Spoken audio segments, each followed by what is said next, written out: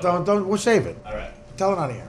Mike, what? How are you, man? Everything good? You look good. What are you doing now for work? I do public relations freelance, like during the week. Yeah. And then I won't say what company on air, but I work for an airline on the weekend. Oh, you do? All right. Just so I get free travel. Oh, good. So I'm going to Europe like next week. All right. For free. That's worth it then. All right, we'll get into this. This is the Artie Lang Uncensored podcast. Dan, play our theme song. My opening theme song, just if you don't listen, I don't have enough money to pay for a theme song, so my theme song is my air conditioning unit. It's put the fan up high, Dan, so they can hear it. This is, I don't have to pay for this. And it's, yeah. You got that? That's the sound of disappointment. There we go. That's the Artie Lang Band. I swear to God, I gotta get a picture of Dan holding that microphone there. That is just a look of like what happened to me. Do you think this, Dan? Do you think this is more sad for me or you? It looks like he's. It looks like he's drying the mic. No, yeah. Let Rod. Did you get a shot on that? Yeah. Okay, good. Well, that's the opening theme. I like the middle solo part there. If I could afford a song, I would play it, but I can't. On the show today, very, very big show if you're a Stern fan. First of all, Jason Lawhead is here. What's up, buddy? How are you? This guy's one of my favorite comics. I love his energy. I love his style, his passion, and his comedy. And he's one of the few guys who does 1978 Yankee batting stance. That's right. And I actually underneath this, I wore my Mr. October shirt for years. I love Mr. October. That's going well. And of course, Rod from Bayside's here. What's going on? His mic's not on. Rod, hey. Hey, what's going on? Rod pranks Mike Francesa, does other things. But of course, the big guest here, my headliner today is Mike Morales, high pitch Mike from Stern. Who people think we're enemies. We were enemies for about 10 minutes, and we got on each other's nerves. But that passed, and we're friends now, right? Absolutely. But it amazes me that I'm the big guest. Forget about the mic on the air conditioner. If I'm the big guest, for Stern fans, certainly you're the big guest. I mean, you're in Howard Stern lore. You have your spot in that history. Sure. How long after I left, of course, in December of 2009, and how long after that did you leave the show? I left about a year ago, a full year ago in the fall. The whole news department got disbanded, or is Shuli's still there? Shuli's still there, but the news department kind of disappeared at the beginning of this year. And I just decided, I wanted to do other stuff. Right. I'm nearing 40. Right. I had a great 9 years there, plus interning. You were there 9 years? Yeah, I interned. Okay. All right, okay. I interned with, when Grillo was there and KC, in the heyday. So I decided I wanted to do other stuff. Well, Mike came out on the Stern Show. I mean, that's as big as a point in your life as you can imagine, right? I mean, obviously, Howard Stern. Well, you said it. I mean, Howard said you should say this. You wanted Howard to say you were gay. Yeah, I mean, I just got sick of the questioning on the show, and you and I were going. Well, I was going to say, did my attitude towards your life stuff, like going to Disneyland and all, did that? Well, we didn't know he was gay, and I being a guy, He sounds like Mickey Mouse. Well, he's high pitched Mike, but I noticed that you told us you went to Disneyland and happened to be by yourself on Gay Day. It was Gay Day. And then if you wore a red shirt, that meant you were looking for a gay guy, and you happen to have a red shirt on. I never had the red shirt. That's the part. I'm sorry. That's the part that the fans called in. And were you red-shirted at Rutgers? Is that what I'm thinking? No, okay, we're right. We got all misconstrued because I started laughing, and then I said to myself, wait, what if he really is gay? Then this is horribly offensive. And then you came out. Right, and even when I did come out, I did it before doing it on the air. I came out to your parents. To parents. To your mom, because I think that was an example of Howard really knowing about life. Like you were, he said you should come out to your family. To the family first, and then do it on air. And how did they react? I mean, was it? They were great about it. My father didn't care. My mother, she was kind of like shocked and not upset, but just shocked and didn't know what to do at first. Right. And now, like a lot of gay guys who come out later in life, you really came out. I mean, you flew out. You were. Yeah, I mean, within seconds there was video of you at Fire Island dancing topless on the beach. Yeah. You were probably happy as hell. It had to be like a weight lifted. That was insane, right? It was. And Yeah. like even it's funny because now I have different jobs and meet different people and Right. I have to come out again because some people don't realize I'm gay. Like I'm not. You know what you should do? Just play the tape of me and you, I think, on the show. If you want to know, let's go home, tell your coworkers, go home, listen to this, and then you can ask questions. Yeah, I mean, but That's the like, most sensitive way. But like even coming out of my 30s, I thought that was late. But like look at today. Now we got Bruce Jenner becoming Caitlyn Jenner. Like You know, first of all, see, that's not even a gay thing. That's just to me. And again, I don't mean to sound insensitive, but it's mental illness. I mean, at 65 years old, you decide you want to be a woman, but you're not a gay man, but you're a heterosexual man. Do you understand that? I watched the show on Fascination. Yeah. But I don't understand it, and I think the mental illness is not the fact that he wants to be a woman. It's the fact that he's a Kardashian. Right? No, That whole exactly. fucking family is They're all. good. I mean, a man goes in that house and loses his mind. He was browbeat into that Right. mental I mean, illness. listen. Yeah, maybe if I lived there for a couple of years, I'd want to be abroad too. Yeah. Lamar Odom. I mean, look, he might have been a crackhead anyway, but I think the crack certainly escalated by the Kardashians. I always say, I wonder if around their house they refer to Reggie Bush as the one that got away. A lot of linebackers do, that's for sure. Well, exactly. That's what I mean. If you're going to Thanksgiving dinner and Scott Disick is always there, you're probably going to smoke crack or become a woman.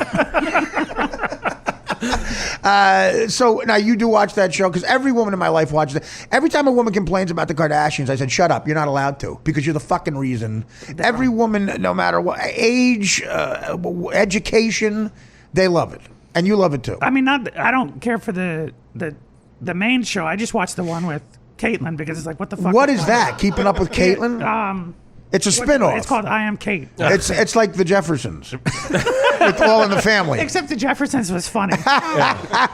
So what is that? It's just about him being It's just a him- woman? Yeah, and they basically I would watch that. they put him Aftermash. together- Post-op.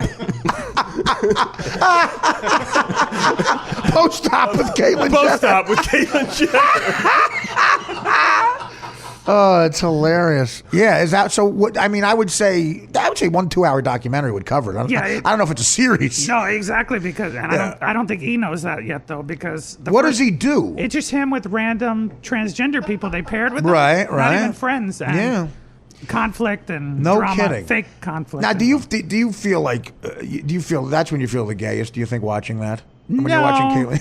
I mean, you understand that's to me that's gay guys and women. Right, I mean, right. I don't have any. It must be a heterosexual gene. I'd rather watch highlights of basketball at Sports Center. I'm trying to think like even that's not the gayest. Like the gayest is what's the gayest? Well, when you're actually having gay sex, I would assume that's the gayest. that would be gay. Now, do you have a lot of gay sex? Here and there. I mean, so how's it going? Once in a while I have straight I know sex. you. No. Since you came out, how is the dating life going for you? Good, I mean, oh wait, you have straight sex too? No, I was joking. Oh, you That was don't? Okay. That was a poor attempt at a joke. Since you came out, so now it's been about 5 years. Yeah, easy, right? 5 or 6 Have you had luck with relationships? Dating, I've had some horror stories. I joined a dating website. Yeah. You know, like everybody has that grinder. You do Grindr? You do that? If I go to a new city, maybe just to see somebody, you know. Right. But- no, listen, sometimes I'm tempted to kill time to And see when what's they going on Grindr. Well, they have Tinder. You could do Tinder, which is straight. I started a new thing called Clugger. It lets you know who the closest is to you who wants to talk about Jack Klugman. The actor. Clugger It's always is, an odd couple. Right. It lets you know if there's someone within 20 feet of you who knows everything about Jack Klugman and wants to talk about it. There's also, for the black fans of Jack Klugman, there's Cligger. And there's Clocker is for gay fans. Clogger is for gay fans. Clogger. I had those websites patented. No, so what have you done Grindr? Like, say you're in another city, you do Grindr. Oh, yeah, I and mean, what happens? Like, what does you it get say? on Grinder if you like each other's pictures. There's a you- hard cock 20 feet from you to your right. Basically. Basically. And ready to fuck. Ultimately, yeah. I mean, anyone who's on there saying, "Oh, I'm That's just looking to insane. date," it's like, why are you on here? Don't you think that's dangerous? Of course, it's dangerous, but like everybody's different. I'm very cautious and use protection. and Right, all that. okay. So, But I mean, but maybe use protection's one thing, but you never know who's going to be there. Like, it could be a rapist. oh, sure. Yeah. I mean, yeah, Right. like that. There was a reporter from ABC Radio who met some Right. kid online, and it ended up in a murder. No kidding. You know? Well, I'm getting good at that. I use Uber, Tinder, and Grindr all at once. The other night at 1 a.m., I was paying a chick to watch a guy fuck me in the ass in the back of a town car. She Instagrammed it. No, so because I have thought about you. We keep in touch on texting and every once in a while, and I was glad that you reached out for me. And I just wonder if it's a happy life for you. No, it is. It's definitely happy. Like last year, I quit. I took a few months off. Right. And I worked since I was in high school. Took a few months off and went to Thailand for a week. Now, And what happened there? Talk about the gay scene there. Well, it's all gay. It's like Caitlyn Jenner times 200. But it could be a boy too. You got to make sure it's not a kid. Like, I mean, do they is rape legal? I mean, is statutory rape a thing there, or can you fuck a kid? I think it's illegal. I would think it's illegal. Okay. I don't know. Because a lot of guys who seem to like fucking kids move to Thailand. But you go through the town square, like in Bangkok, or we went to an island off of Bangkok. And even the name Bangkok. Right. Like, Yeah. Come Who on. were you? That was whoever had that was right on the money. Who were you with? You went. I went with my best friend. And now was he a gay guy too? Yeah. All right. So, and you're not lovers though. You're just No, platonic just friends. But walking down the street, you have these women like hitting on you, grabbing you, trying to get you to go see Women, right? show. But are Well, they gay men they were too? men. Oh, they were men. men. Wow. Okay. Wow. Oh, okay. So it's like the Asian. Wow. Bruce. So would you move there? Did you have fun there? It was fun. I would never have moved. I mean, it's A lot of people do. Like when I was on Man TV, there's a kid who did hair, and he openly gay and had a partner and everything. And as soon as he got enough money, he moved to Thailand. wow. That's I mean, what it's they wanted. beautiful. Like if there's a place to die, I would like to die there because Well, yeah, sure. the scenery is Sounds like amazing. there's plenty of ways to die there. Yeah. Well, listen. I mean, do you find it? Is everything more open there compared to here? Are we more uptight here? I mean, like drugs is a big thing there. Sure. Big here, There was too. that movie where the girls get locked up and for life because of Right. marijuana or something. But are they more strict with the drug laws? It's odd because places known for drugs are more strict with drug laws. yeah, I mean, I didn't research too much into the Right. legality of it. I was just like, Do you do drugs? I don't do drugs. Right. My roommate smokes weed, but Does I was just your roommate take ecstasy when he gets fucked in the ass? No. Is he a I don't- bottom? I mean, I'm not Is in he a the bottom, your roommate? I'm not in the room. I don't know. Do you know if he's a bottom? Make sure the door is Okay. closed. Are you a bottom or a top? We've talked about this. I think while you were still there. I know. I don't bottom. You don't I'm not bottom. interested in it. But So that's Is interesting. it harder? I'm Yes. sorry. No, Is we're- it harder to yeah. find? Like, I don't know. Yeah. Is there like a harder to find? A bottom guy? Is that hard to find? Is it like on It sounds like that's really must be hard to find. Yeah. Yeah, In like- any walk of life, someone willing to get fucked in the I've ass. met people who enjoy doing it, and they say they'll never be a top, but Well, there's a lot of straight guys. I mean, an asshole's an asshole. I mean, a straight guy who fucks a chick in the ass. If he doesn't know it's a chick, it's the same feeling, I would assume. all I'm thinking about is 2008. Different diet. If you would have told me you're going to be doing a podcast years from now where you're talking about bottoming and topping, I would have To subscribed you, back then. and you were my head guest. Head guess. Like, No, I mean, listen, I'm doing a show in my kitchen. It's a tough business, but I enjoy it. But- I enjoy it because we get to talk openly like this. let me turn the tables. Go ahead. You seem very happy, I am very happy. Yeah. and that's good. That's important. Well, I mean, I'm happy creatively, business wise. I broke up with a fiance about a year ago, and so that saved me a lot of money. Honestly, but from a career standpoint, I'm very happy right now because I found out a way to make this. This turned into a business here. This show, which I'm happy for, and my stand-up is going well. So yeah, I'm happy. I would say for the first time in your life, you don't have a company you answer to. That's the best thing. Yeah, I don't have anybody to censor me at all, which can also be scary because I can say whatever I want, which Right. you get escorted out of show business. But no, this is the most freeing thing. Like it feels great. Good. It feels great, and I can have anybody on I want. Like I have you on whenever I want. Which I like, and I like to have friends on with an open invite. Like Jason, for instance, Jason has a story. You were just starting to tell me a story. Talk about how rough this business is. Yeah, well, you're doing a podcast out of your kitchen. Yeah. There's levels. I slept on a subway the other night. Which is unbelievable. I mean, you have to call me if you're going to crash somewhere. It was one of these things, man. It's like this business, right? Like, I'm relatively unknown. I'm working my way through this thing. And so I'm out here for the New York Comedy Festival. I'm doing Access Live tonight on Gotham. But I came in Tuesday, and I booked a room or three nights initially. Right. My first 3 nights just to get them out of the way. on schmotels.com, I believe it's called. And I don't want to say, I don't know if I'm legally allowed to say, but schmotels.com. Go ahead. And you give them your money. I'm working off of a debit card most of my whole life, so I book the room. They take your $600, $700, whatever it is, and I come to town. I fly right into New York. I go to the comedy club first. I do a set at the Gotham, a great set. Thinking you have a room, right? Yeah, thinking I'm gonna go check in after that. Like, I got my bags and everything, and it's one of those points of your life where you're like, I went on before Judd Apatow. Right. Judd is in town. I mean, I know I've been rehearsing with Judd this week to do this HBO series, and I know that he's doing Carnegie Hall Saturday night. Yeah, he's part of the festival doing Carnegie. He's warming up with stand-up, yeah. Yeah, so, I mean, I was supposed to close the show. They called. He said, hey, he's on his way in. Go do a tight 10 in front of him. Who knows how long he'll do. Great. So I got to do it. I said, he sees me. Later that night, like not even much longer, he tweets at me. Judd Apatow, he never really met the guy before. He saw me do stand-up that night. He tweets at Jason Lawhead, really funny set. I'm on the top of the world. You're feeling great. Again, I don't want to burst your bubble, too. Like I said, I've been rehearsing with Judd, and I know his assistant tweets for him. Oh, okay. His assistant did ask me how to spell your last name. No, I'm sure it was. Knowing him, I'm sure he did, and it is him enjoying your set. Yeah, maybe it is. Maybe it isn't. All I know is did it say the real Judd Apatow? It said it was checkmarked, 1.3 million followers. Well, that's right? probably him. Yeah. So you figure, like, hey, that makes you feel good. This business kicks you around. You got to. But you can't show that tweet to the front desk of the hotel. You can't show that tweet to the front desk at the hotel. Absolutely not. Will this get me anything? Oh my God, Miss Jackson. So I go to this hotel and they've overbooked. Oh. So hotels not gonna, and they're all, one blames the other. Right. They blame the website. The website blames, Where was the hotel? Manhattan? Yeah, it was Manhattan. But they say that, when you're booking, there could be 4 rooms left and 5 people booking at the same time, and the websites get confused. They take your thing. So now I'm sitting there. They're bullshitting you. Yeah, exactly. Right. So now I'm sitting there going, well, fuck, da-da-da. Well, we'll refund you. Obviously, you're not staying here. Well, I'm working off a debit card. The refund comes through bank days. So this is Tuesday midnight, 1 a.m. Right.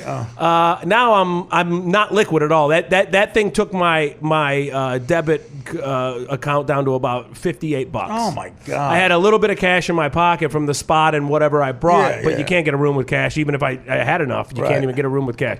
So now I'm sitting here going, oh shit. Now I did travel. I was a late minute traveling, so I traveled with a large check from a gig that I was going to put in the bank Wednesday morning. Right. Okay. I don't pay attention to holidays. I don't know that Wednesday's going to be a Sunday this week with Veterans Day. Well, of course not. Right. Now I'm the first year we've had Veterans Day. Why would you know that? Well, I didn't know that they. Don't they observe how? Don't they always say like some banks do Monday, stay open, Friday, or but some banks do close. There's no mail on Veterans Day. I'll put it that way. Yeah, but some banks might say we observe it on Monday or Friday. I've never heard of a bank observing it in the middle of the week. I just never heard that. So now I'm sitting there. Well, after the show, I could give you a lot of examples, or I can give it to you now. A list of banks that do observe it. Every bank. The actual day. Actually, every bank already observes it. Western Union observes. There are several banks in Jersey that don't. Yeah, so now they're run by the Lucchese family. I'm stuck, man, and I'm not going to call people. No, it's 12:30 in the morning, 1 a.m. I'm like, so I just literally, it was raining that night. I called my girlfriend on the West Coast. I tell her my problem. She tries to transfer me some funds through Chase. They don't take it because it's already the holiday now at Tuesday night. They're not going to transact anything till Thursday morning. So I literally I go down on the E train right by Gotham, and I just ride the E train from 3 a.m. till 8:30 a.m. just back and I used forth, to do that when I was younger, but it's fun to have fun. Yeah, we had fun on the train. I had a carry-on and a bag, and I'm just trying to stay awake so I don't get robbed. And wow. So then I go. Then this is what I realized. By the way, in the 80s, early 90s, 70s, you'd have been. You might as well just go right to a funeral home and say embalm me. Yeah, exactly. Yeah, I'd have been dead. And so that I'm still assuming that.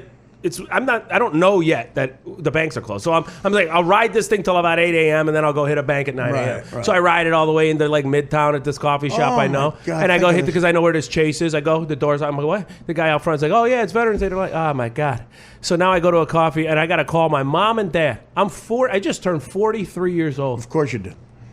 I know. And I'm calling my mom and dad to get me a hotel room in New York on a day. I'm sitting here with no money. Now, the awful part about that, too, is when you call your girlfriend in Los Angeles with with a problem like that, you're just reminding her of your situation. Oh, I just told her. I don't know why you're still with me. Like halfway through the phone call, she probably go, "Listen, I'm going to go outside and throw a rock, and whoever I hit will probably be better." Yeah, yeah. No, well, is she an actress? The no, LA girl? she's not. How'd you meet her? She saw me perform last year, and she's like, and that's the other thing is like, I'm calling a girl for money who's 15 years younger than me. Oh my God! You know You're what I calling mean? a millennial for money. Exactly. Did her parents? Have to give you money? No, the sad thing is she's got it. She's like, how much do you need? Like, she owns her own business. She's basically an esthetician. She owns her own business. She's got her shit together 10 times more than I do. What is she, an esthetician? Esthetician. Like, they do like facials and waxing and and in Southern California, those women pay high dollar. I mean, absolutely. She works constantly. Like, I always do a joke. I go, the girl's booked 5 days a week, hour after hour. I go, it's pretty humbling. I've been doing stand-up for 10 years, and she's got a better following than I do. I mean, it's fucking ridiculous. Well, now, what's it like dating a Korean woman, though? Well, Mike gets they got money. facials also. Yeah. Rod from Bayside is throwing in some gay jokes from the grassy knoll. There's extra gay jokes coming in from the grassy. Thank you, Rod. You got it. Listen, man. Again, next time, please give me a call. Because Dan knows I have 2 rules: no black comics here. That's hilarious. You're fine with that, and of course, no gay comics. That's hilarious. I'm kidding. That's hilarious. Anybody could sleep here who was my friend. Wow. It was just one of those things where and then you're up all night just riding these subways, seeing all, like, you're just sitting there thinking to yourself. Yeah, exactly. At least be happy on the train. I had $58. Yeah. Like, literally, well, $50 you could probably get a Coke. $50 bill. Yeah. I can at least give you that number. Yeah, at least give you that. Artie sent me. He said when I stay there next, he'll hook it up. You want me to put some money in my credit in my account for my dealer?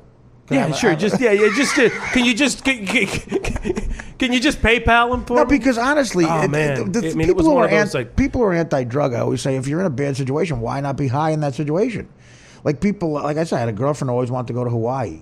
And I would say, I'm getting Hawaii delivered here. It's going to be. I've been to Hawaii. I've been to Maui, and I've been. You asked me if I'm happier not high in Maui or high in Sea Caucus on a February night where it's raining, and I'm always happier in Sea Caucus. So at the very least, you could be happy on the train. Yeah. Well, the good thing is I did have a little bit of an edible. That I brought because I like to fly. I like to take a little portion of edible when I fly just to relax. What does that mean? Edible? What do you mean? Like a marijuana edible. Oh, marijuana. Oh, right. Yeah. So I had a little Tootsie Roll edible. So I cracked that. At least I enjoyed the different faces and all the other losers like me on the train from fucking 3 a.m. till 8 a.m. All the way through every borough in New York. I'm talking about way happier than that. Yeah, I know. No, I'm kidding. No, listen. I'm being honest with you. Please call me if you ever have that situation. I will. It's just one of those things where you're like, people, because then people on the outside, your close friends or stuff, they see what you're doing, and you do some stuff, and I've opened for Bill and Bill Burr, Bill Burr, and I've done some cool stuff. No, that would be better. Saving him for you. At least you'd have a lawsuit. Yeah, exactly. But no, and you sit there and you go, man, it's like that movie Blue Jasmine. Yeah. You ever seen that movie Blue Jasmine? The example is how close you are from the top to the bottom. It's really his point at the end of it. And you sit there and you go, man, like I was like just in the heat of it, performing with guys like Roy Wood Jr. and Judd Apatow and getting, big laughs and people. And now I'm sitting here not knowing if I'm going to even have a place tomorrow night. Well, what does that do to your spirit-wise? I mean, you're 43. Man. Do you have... I mean, see, the problem is you stay in this because you're funny. Yeah. You know what I mean? And it's hard to leave when you're funny. Yeah. Like, I couldn't honestly, in good conscience, tell someone like you to quit comedy because I think you're a funny guy. Right. And you constantly see people who aren't funny make it. Yeah. And it's very frustrating.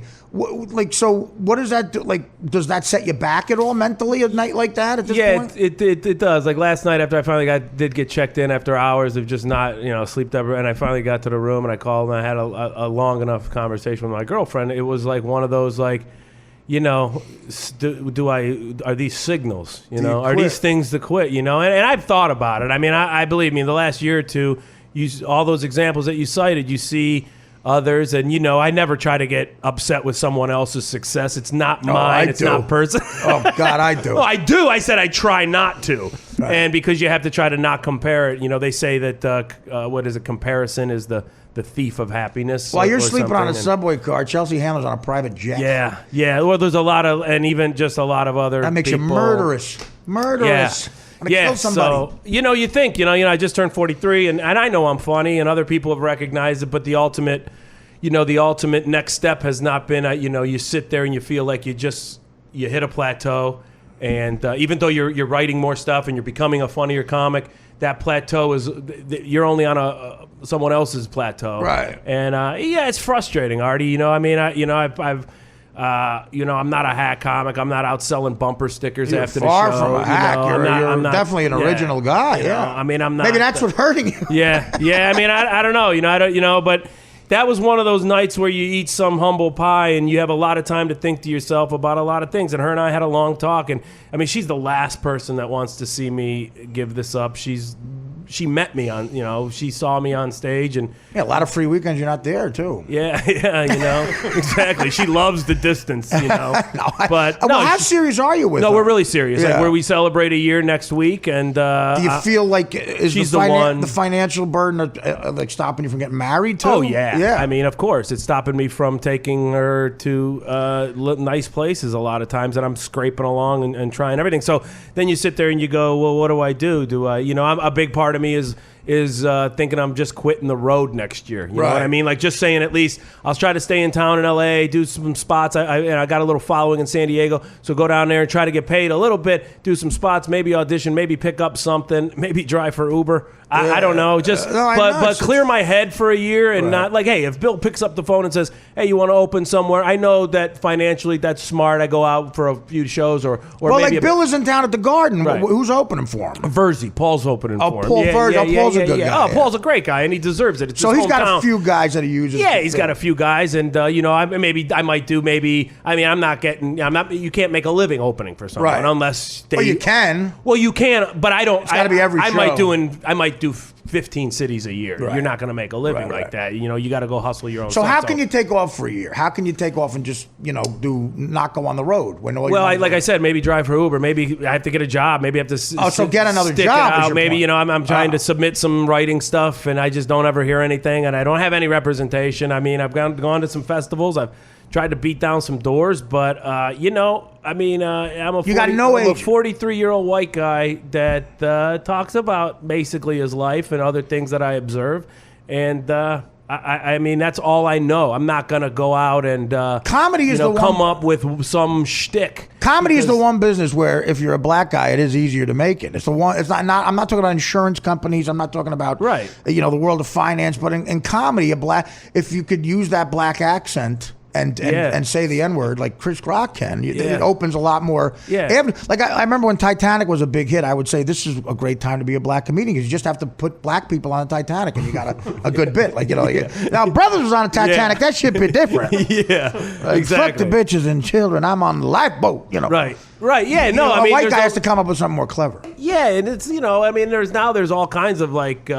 Diversities that are they're just grabbing any diversity. It doesn't even have to be black. Well, Russell Peters is just telling every old American joke in Indian. Yeah, that's what he's doing. And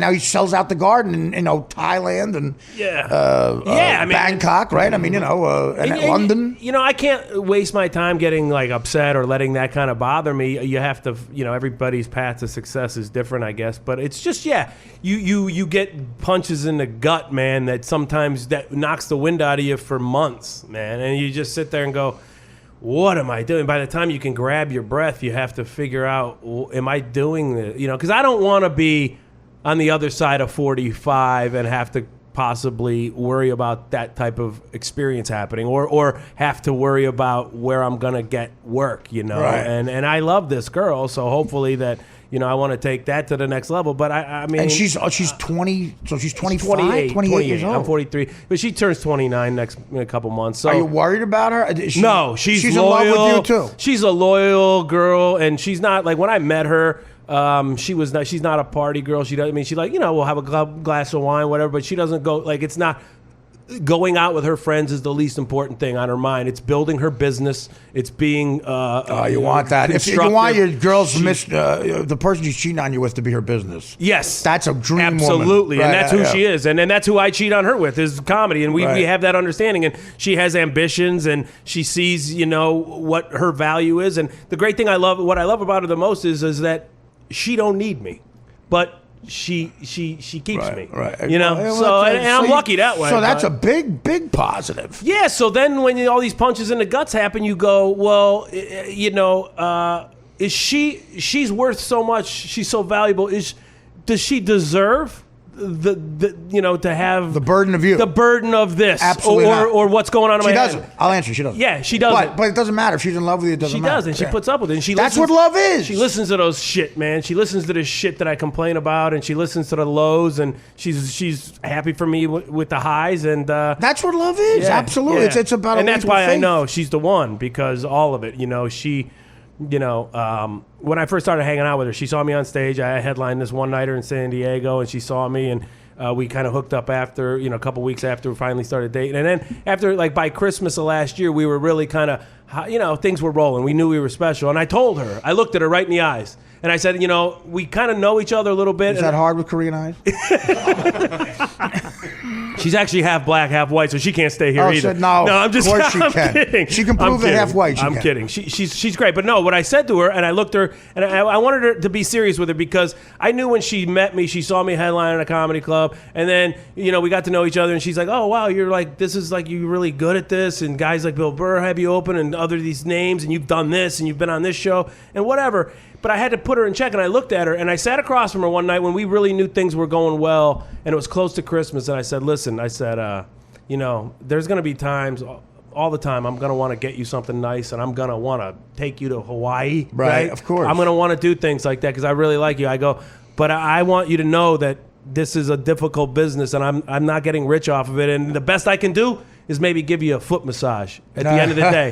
And you know what? She stood up, walked over to me, and this is after hanging out for like a month and a half. Right. And she walked over and I was sitting down, she put her hands around my head. And she kissed me on the top of the head, and she goes, I don't care about any of that. That's great. She's great. Like, you're going to make it. You're funny. Don't even worry about that. That's not why I'm here. And I'm like, that's when I knew I was able to breathe. Like, that was the first time I've ever opened up to someone else. Like, I've had some girlfriends, but very superficial. That is rare. I run them in and out of. Yeah, which happens rare. Yeah, I run them in and out of my life in the last 7 or 8 years, and and never would I ever look at a girl and confide that I don't have a lot. Like, I would never. I'm not putting myself out there going, hey, I don't make them. I was always fronting more with other girls because I knew that you have to. But this girl, I was just like, well, this is it. I mean, It's fronting like topping her bottom. I don't know what front. Tell me what front. It's bullshitting. Yeah, it's bullshitting. I'm just like fronting. Like, putting I up never, a front. Yeah, I would have played myself off to be more successful than I really am. Whereas this one, I retreated and I said, look, this is really what it is, because I knew she was really special, and I was like, I'm not going to mislead her for a day. If she wants to walk out on this now, I'll let her. I'll let her go, oh, well, if she thought that she was getting in, with some guy that was going to take care of her, she needed to know that. And that wasn't it. And that made me just, for the first time, exhale with someone and just go, all right, now I can just kind of go live my life with her, and I don't have to worry about her thinking a certain way about me or perceiving me in a way, because she's here just because she likes Jason and more than the guy that she met when she saw me on stage. She likes the guy off stage way more. So that's key. Dude, that's all key. My girlfriends have always liked the guy on stage way more. And me too. Yeah. And that's why I've had to put on the front. Right. Well, and it's difficult because they want you to be that guy all the time, and then they want the luxury of that lifestyle. They want to live this lifestyle that they think you live, or they perceive that you live, or whatever. You can roll into New York at any time and get a spot on the E train and for 5 hours. Yeah, exactly. You want to ride the E train? The Marriott's booked, but the E train does have a spot. The E train, yes. No, you're right. I mean, listen, you described a dream situation. In some ways, you describe something that most people in the world would rather have than a good job. You're right, and it's true. It's dawned on me. It took me a long time to find. She's from Chicago, so she has that Midwest mentality. She's not a Southern California girl. She didn't go out to Southern California to be a Southern California girl. Right. She went out because the weather sucks in Chicago, and her job, that's where the money is, in that kind of the beauty, the healthcare, that kind of a thing with women will spend top dollar. So She's happy. Yeah. Oh, she realized happy. opening up a spa in Cabrini Green Projects was probably not going to be exactly. a money. Yeah. Mike is a guy who's come over a lot of adversity in his life too. What do you? I mean, Jason's pouring his heart out here. Oh, I appreciate it. And Mike, what do you have any advice for him? I mean, no, he's doing the hustle. What kind of comedian gets out of college and just makes it big? Well, but he's been, I'm not. Since 43 years old. I didn't start until I was 32. It is. Oh, So, really? Well, I started really late. You want to? It's like you do want to see some sort of money back after maybe 5 years. You start to think, okay, Yeah. And like you say, if you start at 22, maybe late 20s, You have to respect the hustle because sometimes it's all about being in the right place at the right time. Sure. Oh, definitely. Sometimes it's about blowing the right guy at HBO.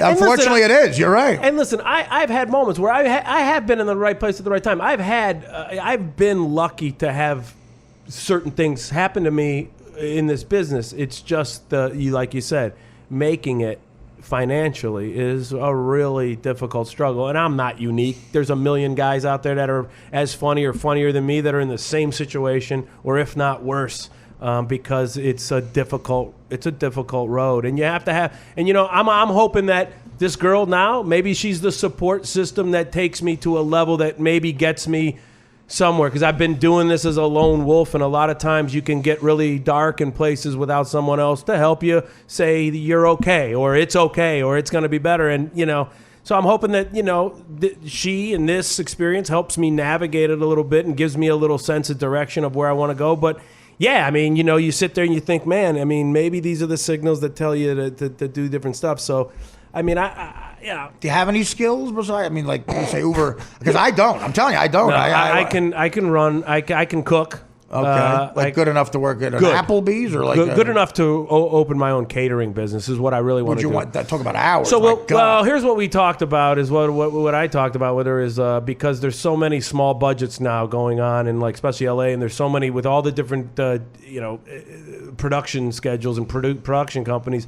They need craft services. Okay, wait a minute. Let me stop you right there. They need Just craft really, services. really think about this though. Yeah. I would think twice. Now, do you really want to work? Do you really want to serve food to people who are doing what you always dreamed of doing? Do you realize that? I don't know. Like mentally, I would get out of LA and maybe cater to car people in Detroit. Yeah. Like, do you really want to? Do you really want to realize that not only are these people not as funny as you and made it, but now you're serving them egg white omelets? Right. Well, that would drive me personally crazy. Here's what I do. You might kill Johnny Galecki one day. Yeah. As soon as he tells you, there's onions in this egg white omelet, Jason. I was told you were funny, but is this a joke? Can I expect this joke every morning? Yeah. When I get my Big Bang Theory script? My one thing is I love cooking. Like I do it for free almost. It's comedy to me. Like that's a bad business model too. Don't do it for free. Well, I know, but you know what I mean. The mentality is so that would be your first. Would you go to catering first? Well, here's what if I could make my own, if I could build my own business and clientele, kind of like my girlfriend has done in her niche. I know that's something that would get me out of bed. Right. Okay. Good. I know that's something that would get me out of bed and get me to work, knowing that that's where I'm going to get my money. And this is something I love to do. I love to create. I love to cook. I'm a tailgate legend, supposedly. I mean, in Cleveland. Anywhere. I'll go pop open. I'll go pop open a tailgate. That's an interesting business. What about you just say I'm your tailgate partner? Like you go you go to a football market and you say when you tailgate, you don't have to worry about cooking. I'm your tailgate party. Yeah, well, I cook for me, Burr, and a couple other guys go to the Rose Bowl every year. We bring 6 of them, and I tailgate. Yeah, you guys texted me from there once. Yeah, Bill texted me from the Rose Bowl once. Yeah, right. Yeah. So I throw the tailgate. I cook a breakfast. I cook a snack. We get there at like 7 a.m. It's a 2:30 kickoff. Wow. I cook.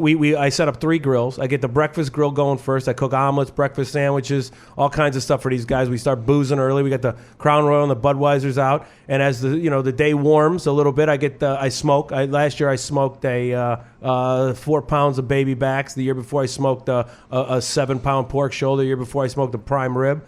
So I'll smoke for dinner, and we'll eat right before that. But in between, I'll cook snacks. Either like last year, I cooked lamb sliders with a goat cheese. This year, I'm going to cook these citrus glazed wings that I made. So we cook early in the breakfast. I've always got stuff going on the fire. Who pays the $20,000 for all this food? It's a lot of food. Yeah, it's a lot of food. Yeah. No, the grocery bill last year, I believe. We try to throw in on it a little bit. Bill's. He pays for it. It's a Bill Burr Company picnic. Is what we call it. That's what it should be called. Bill Burr Company picnic, and so. Last year's groceries were, probably close to $600, I would think. You know what I mean? So, and then, we smoked some ribs. I made some homemade. I made some stuffed baked potatoes with them. Smoked some potatoes. I crunch up Frito chips. I throw them in there with some salsa and some shredded cheese. They're unbelievable. So, well, let me ask you: would you be ready to make a move career-wise and do this? Yeah, at my age and everything, we'll see. I don't want to stop doing stand-up. Well, then, of course, then don't. That's the big question. Of course, I just don't. You don't want to stop. I just don't want to. I just can't. I can't afford the You'd travel. be doing sets in your head. Yeah. You know what I mean? Like, if you're funny, you're going to keep thinking of funny shit. You go, I know this would kill somewhere. Yeah. It's frustrating. No, I just can't travel on these dimes anymore. I'm losing money. Like this year. I looked back at this year and literally everything I made and then travel expenses. I didn't make any money. I'm not. You can't. You mean you weren't in the plus column money wise? I wasn't. No, over the course of the year, I was in the plus column to a point where you can't do it that way. Right. You know what I mean? Like, no, I mean, you got sure. rent, you got bills. You got 2 straight weeks on the road and then 2 weeks off the road and whatever that was and expense. Now I'm underwater if I don't work every single week. If I don't work every single week, I'm definitely. Well, I can't believe there's as many people in the world nowadays that refer to themselves as comedians. And that's the only way they make a living. Because I do the math in my head and I go, I know what I need to live. And the money I make is, compared to most guys, I'm extraordinarily lucky. I can't, I'm very, very lucky with what I make in show business and in stand-up. Again, I was at the right place at the right time when, certain people needed someone to do what I do. But I can't believe some people say, I just do this, and they're not willing to admit that they get money from somewhere else. Yeah. It's hard. It is hard. And it's you have a conscience, your parents, I'm sure, what did they think about the career thing? Like, they love it. They love it. At first, my mom was a little at my age, I started at 32. She's going, what are you doing? What's going on? And when I decided to move to California after starting 4 years in Cleveland, cut my teeth there, they were like, really? Yeah. And she was a little. But now, they've seen what I can do. I talk about them a ton on stage. Right. They're hilarious. They're crazy as all shit, but they're hilarious. They're together 58 years now, and I'm the youngest of 7, so that's all fodder for 7 people. Yeah. Wow. You're the youngest. I'm the youngest. I'm opening with that bit tonight. I do a joke about you can't love 7 people. It's impossible. You just can't do it. Dan, is our game plan just to let that ring? Shouldn't you pick that up or something? The machine will answer it. Well, it's in the middle of the interview, though. Can we take it off the... That's the music. That's the new music for the show. I thought somebody was calling He's to laughing. book you. That's show business. Yeah. Well, didn't you hear how incredibly annoying that was? It happens every day. Like, shouldn't we take it off the hook or something? You told me to keep the ring around. You liked it. Oh, yes. I'm sorry. I'm going to reverse. Do you want me to unplug it from now on? I'm going to reverse that, yeah. Okay. It is annoying. Yeah. Who was that? Look. I'm just making sure it's not one of my family in trouble. Generic call. Oh, a call from these fucking telemarketers. So, I don't know. I wish I could give you advice that made sense, Well, there really isn't any. You have to. What do your brothers and sisters do? Anywhere from teachers to software guys to my sister's like a college faculty. I got they're all. My parents were both educators, so a lot of them went into education. I got a brother that's into tech software, another brother that's in medical field. But yeah, they've all taken that, regular kind of life, and that's whatever. My dad was a legendary high school basketball coach. That's right. In Ohio, Yeah. and one of my brothers, followed in his footsteps and went into coaching and stuff. But I was always, I was the youngest. I was the mistake. So I was kind of the one that was, going for the attention as a kid. My mom had her first 6 in like 6 years, and then I came almost 6 years later. So, oh, okay. Yeah, so I was always like the one. literally at dinner, right? When I was a kid, I was like about 6 years old. There wasn't enough chairs around the dinner table. So I would literally stand at the end of the table because I was the perfect height. It would, the table would come to my chest, and I had to wait till my oldest brother went to college for a chair to open at the dinner table. Like I literally was eating off the end of the table. It's like a spot on the bench. Your father was really a coach. Yeah, he was really a coach. I was activated on the. I was put on the active roster in '79. So like literally, I had to do like that. That was like part of the whole. So I was back here. I would be up here, and I was free to walk. So I would like do impressions of my parents arguing or my dad coming down the stairs, and I knew I could make older people laugh at a younger age. So I always kind of had that in me a little bit, but it took me because I was from that family that was like, go to college, get something good, come on there, be a teacher. Sure. It took me till 32 to really have the balls to go, all right, I'm going to try this once and for all. I'm going to go down to the comedy club in Cleveland. I'm going to get a job. So I was already in the restaurant business. Did you go to Hilarities? Where'd you go? Hilarities with Nick Costas, yeah. And, I worked for him as an employee and just cut my teeth there before I decided, I'd hit that ceiling and just decided to move on to the West Coast. And, it's gotten, like I said, I've done it the way you should do it, almost, cut my teeth, got kicked in the jaw, worked my sets, worked my material, came up, got noticed when you're, people recognize you. Oh, that guy's funnier. He's funnier than the last time I saw him. He's funny. And slowly move up that pecking order of people. Better. Yeah, and then, so all those things feel good about the business. It's just that it feels like there's a plateau and you just kind of just keep going. And like, I've already done Access Gotham Live, and just because things were stale, your buddy, I was one of the top 100 in the Last Comic Standing this year. I've competed. And I thought if anybody was going to like me out of the three judges, it'll be Norm. Right? Oh, Norm. What happened with Norm? Hated me. He hated you? He did? Me. What'd he say? He goes, I don't get it. I don't like it. He just said, I don't like it. I don't like you. And he looked down and started reading his paper. Well, that's very dismissive. Yeah. So, but, Roseanne, I didn't move on. They didn't really show any of me. Except Did Keenan like you? Keenan loved me. Called me a great comic. Really? Roseanne really liked me. So Norm was the one who ruined your life? Norm was the one who probably... But... whatever. I'm just saying, so you hit that dead end. You're like, oh man, I'm going to be one of the top 100. I'm competing.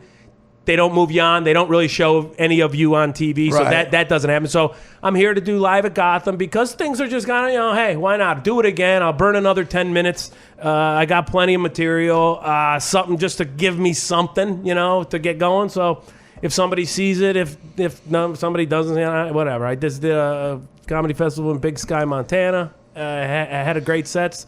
Didn't win it. Thought I was right there. So you're on the road a lot, too. I was on the road a lot this year, I thought this was going to be Mike's chance to bitch about life, but this has been your Mike, are you bitter that Jason not overtook to bitch. you? No, but, I have admiration for all of you guys because I would never want that nonstop rejection. Yeah, it seems like a tough life. It is. Like, it's a lot of it. It's not even the most successful people. It's 90%. I mean, and even, like I saw Amy Schumer open up for Madonna a few weeks ago. Right. Like, I'm sure she had her share of rejection. Oh, sure. Or maybe... She put a lot of years in. Or maybe she blew the right dude. I don't know. Amy put a lot of years in. I don't know, but it just seems like a tough life. A lot of years of struggling. Yeah. Right? I mean, don't you feel like Jason? I mean, yeah. She put a lot of years she was a feature for about 20 minutes. She was a feature as long as a feature does. Does that aggravate you? I mean, no, because Aziz Ansari, you gotta want to kill him. I know. I'm just looking at that river. I'm looking at that river right now and just looking at how great that river looks with all this talk. I wonder how deep the bottom is. How deep you think it is down there? That's what happens. You got to be careful. Don't. No, I know. I'm sorry I went to Mike there because you mentioned probably people that depressed him more, Mike. I'm sorry. No, but you sit there and you go, Bill and there Cosby is. raped 50 women. But see, that's good. To bring that up, it's fun. We found that out after he made his money, but yeah, it's not even so much that you all the failures or all the rejection. Now I find it's like there's so much halt to the momentum. Is like now you've had the rejection. I started the rejection. Listen, I'm the youngest of 7, 2 teachers. I heard no my whole life. No, you can't have that. No, you're not getting that. No, shut up. I mean, that was what we heard our whole life. Right. I want that. No. No, you're Right. not getting anything. You're wearing your brother's clothes. You're using your brother's bathwater. Shut up. We're poor. You're not getting it. That's fine. It's just that when you do start accomplishing things and you get a little streak of momentum, how quickly that momentum gets just cut off. Bam. And then you feel rejection without even people saying no. You're just sitting in a level of nothing. Right. I mean, you wish somebody would call you to say no. Nobody's calling you. Yeah, And that's even, the worst. Even when you finally make it and you get your own sitcom or you get your own project movies, and then you Well, get there's the rug other pulled- side of that too. Yeah, Yeah. you can make it, and then you go You back know? down. You're back down the hill. Sure. Again. Yeah. They say the only thing harder than getting on TV is staying on TV or whatever. Getting on, is staying. So. Right. And that's what that's just that chug along. It's just always that I think I can. I think I can. And See, it's but like that book never ends for me. There's the train doesn't get. I just the pages just keep turning on that. Well, for comics, it's easier because once you get a name for yourself in comedy, at least we know how to do stand up. Yeah. Like actors got to keep waiting for jobs. We can keep doing stand up at least, Right. And that's comforting to know. But in technology such where there's a lot of opportunities. But on the other end, it's so scattered now. It's splintered, the business. There's so many different things going on that money is drained out, and getting on TV as a regular on a show now is not as hard. But because there's so many networks, but there's no money like there used to Right. be either. There's a lot of ways to drive yourself crazy. But but again, you do have a solid thing at home with this girl though. That is It is really a good. unique thing. It really is. Yeah.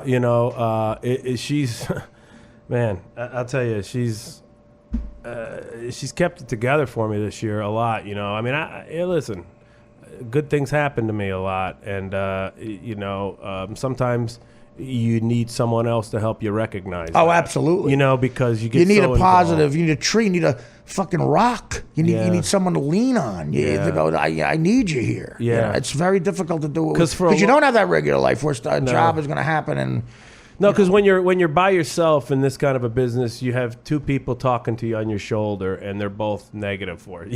They're both the negative. devil. They're both the they're devil. both the devil. And when you have her, like she's got two good, positive angel voices in my ear. like in Animal House, when Tom Hulse is deciding whether or not to have statutory rape added to his record. And he's got the devil saying fuck her and the one guy saying, no, be a nice guy. On our show, both shoulders are saying fuck her. Yeah, exactly. But both shoulders are saying Say, fuck her. fuck her brains out. Fuck her brains Right, out. Yeah, treat her like shit. Right. Exactly. Well, let's take a break because this has been a very.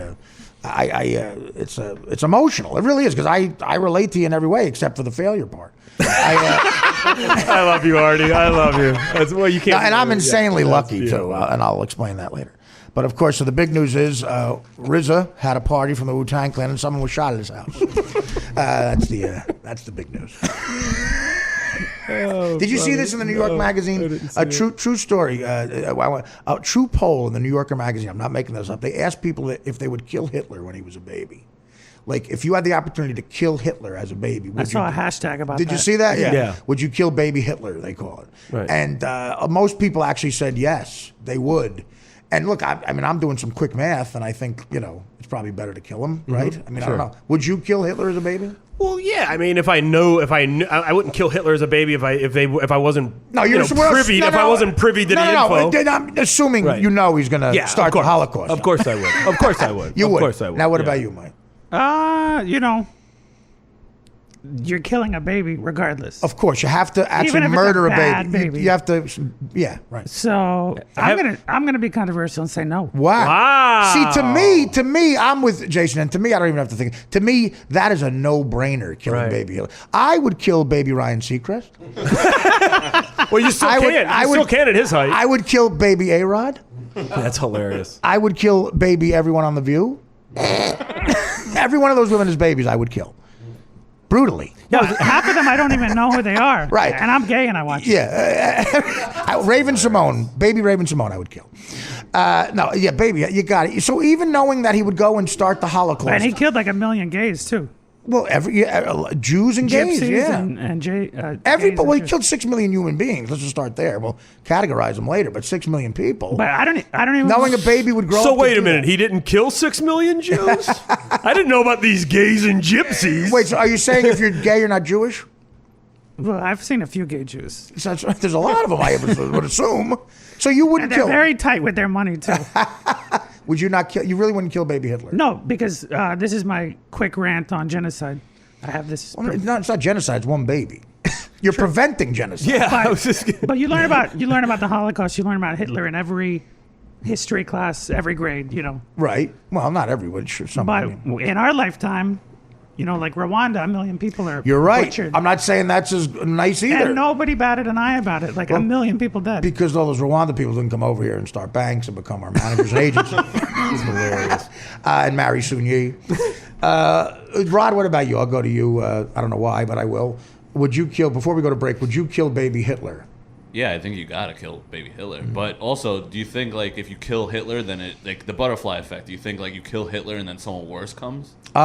Interesting point. His right hand man was Himmler, who was Well, they say you have was to just kill. as bad. Well, baby Himmler. baby Himmler, baby Mengele, Mengele, that's the other guy. baby Goering. Okay, yeah, those were all the guys in Nuremberg. There's a right? comic named Joe Macchi who has a hilarious bit about this. He would go back in time in a time machine and do it, but then he'd have to kill.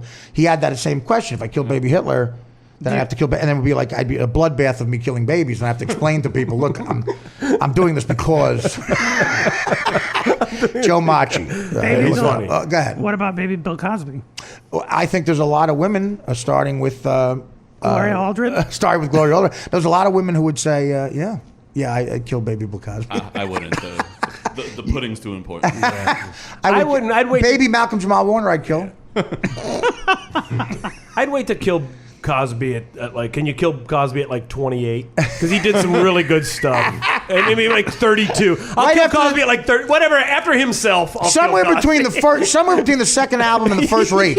Yeah, exactly. I mean, he did give us something. Yeah. You know what I mean? On that, we'll take a break. Yeah. Hilarious. We ready? All right, welcome back here. Let's to get to the reason Rod is here. One of the reasons he made a few more phony phone calls. And what should we play first? Should we play the one you just said first? Or you could play I got Steve Summers also. You could play that one first. You got Steve Summers, the overnight guy on WFAN. It's an easy guy to torture because Steve seems to be in a coma when he's on the air. Do you know who Steve Summers is? No. He's a local sports guy overnight, and he got this crazy voice, but he doesn't seem to know what he talks about a minute before we call him. Like he seems to forget stuff as soon as he says it. So what's the premise of this, Rod? Well, this was back when the Mets first made the World Series. Okay. So I called him and I let him know that I just got back from Europe and I saw something pretty crazy over Oh, there. okay, go ahead. Dan. Okay. Dan, by the way, is a big fan of a guy named Rick Steves. Okay, Dan, we have to give him backstory. He's a travel guy on PBS. Okay. Okay.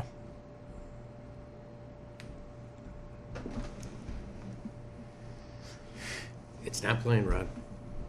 It's not playing. All right.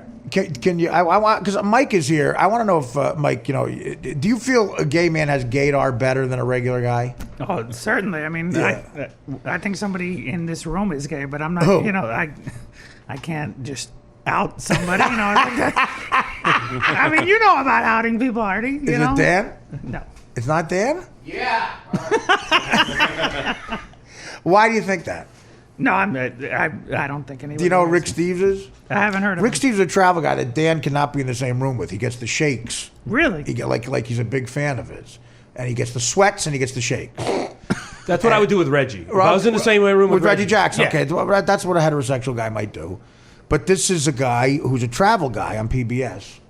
And if we can't play the phone calls, let's play some Rick Steves.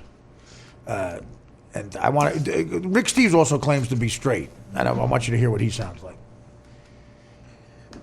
Are we going to play Rick Steves? You know what? We should stop because I need a second. I need a minute. Oh, okay. All right. Well, why don't you tell the Gilbert story, Rod? Oh, so last night I went to see you and Gilbert, obviously. At Caroline's. At We did the Caroline's. podcast. Yeah. So, great show. Thank you. Couldn't stop laughing. That was funny. So, I always hear these stories about how cheap Gilbert is. And, Right. I think that they're over-exaggerated. But last night I actually saw it in action. Okay, what happened? So I was sitting right where you guys come, and right when you leave the stage to go backstage, I was sitting right next to that area. So Gilbert's walking back after the show, and then the guy who was sitting directly in front of me goes, "Gilbert, can I get a picture really quick?" Right. So he stands up with his phone, and I was there. I was like, "Oh, you want me to take the picture for you?"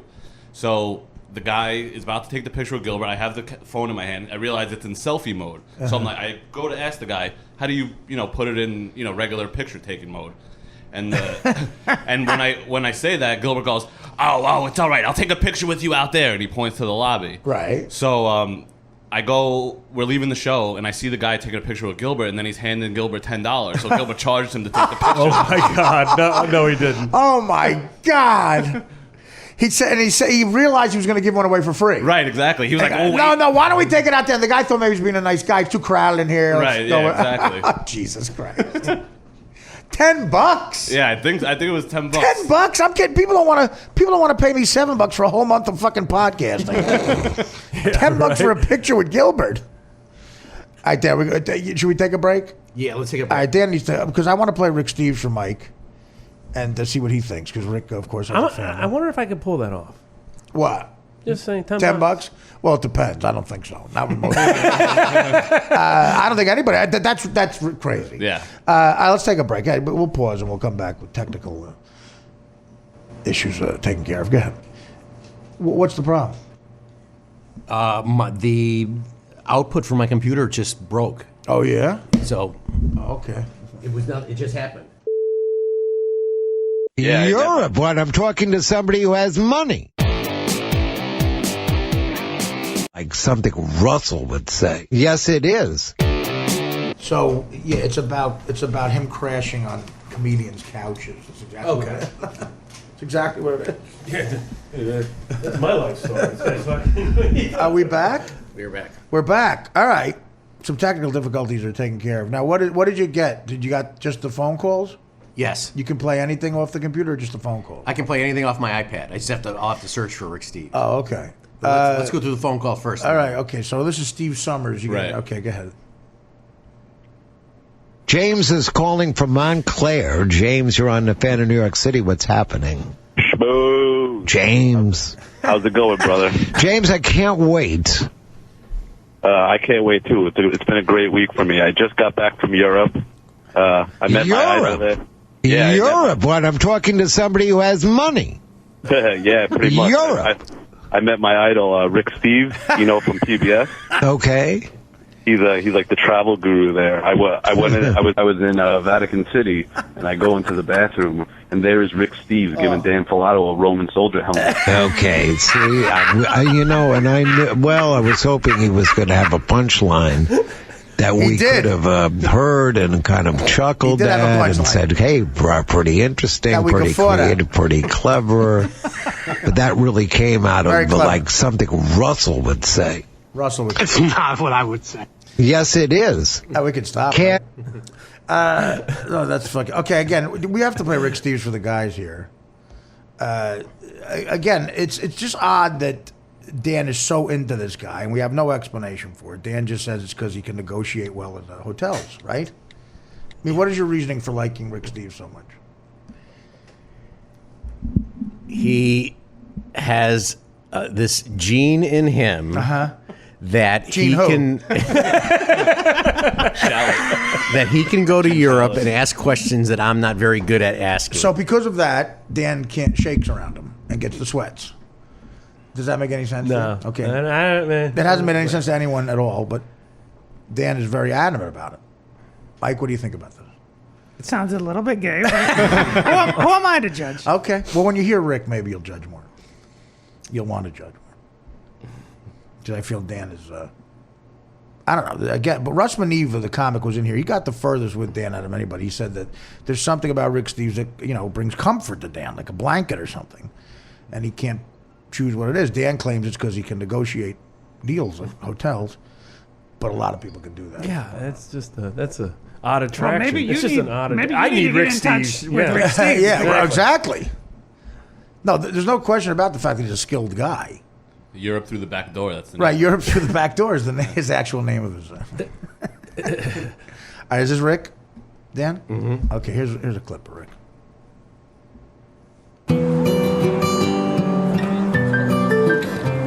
Every neighborhood has a time-honored gathering place. Petanque, also known as boule, offers the perfect escape for friends. This competitive yet convivial game where friends toss metal balls with the same precision their fathers provides the ideal antidote to the pressures of modern life.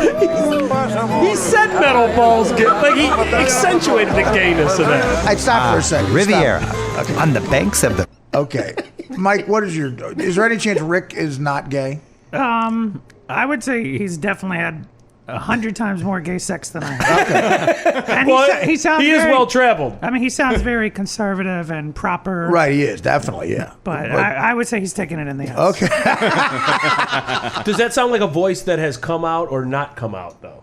Oh, that's a come out. Well, he hasn't He's- come out, though. Yeah, well, that's a He's voice. not But he come out. hasn't. No, he's That's not. a- No, he's very much married and he's got kids. That sounds like a voice full of cum. Is what it sounds like. Sounds like You're saying it, not me. Of course, I am saying it. So now, what would you think about a guy who can't be in the same room as Rick and shakes? You think it's more than his negotiating skills, right? Yeah, I mean it is a little bit odd. I don't know why shakes and I don't know. I'm just meeting Dan, but Now you said you have your gaydar up for someone in the room. Right. Okay. I'm gonna leave it at that.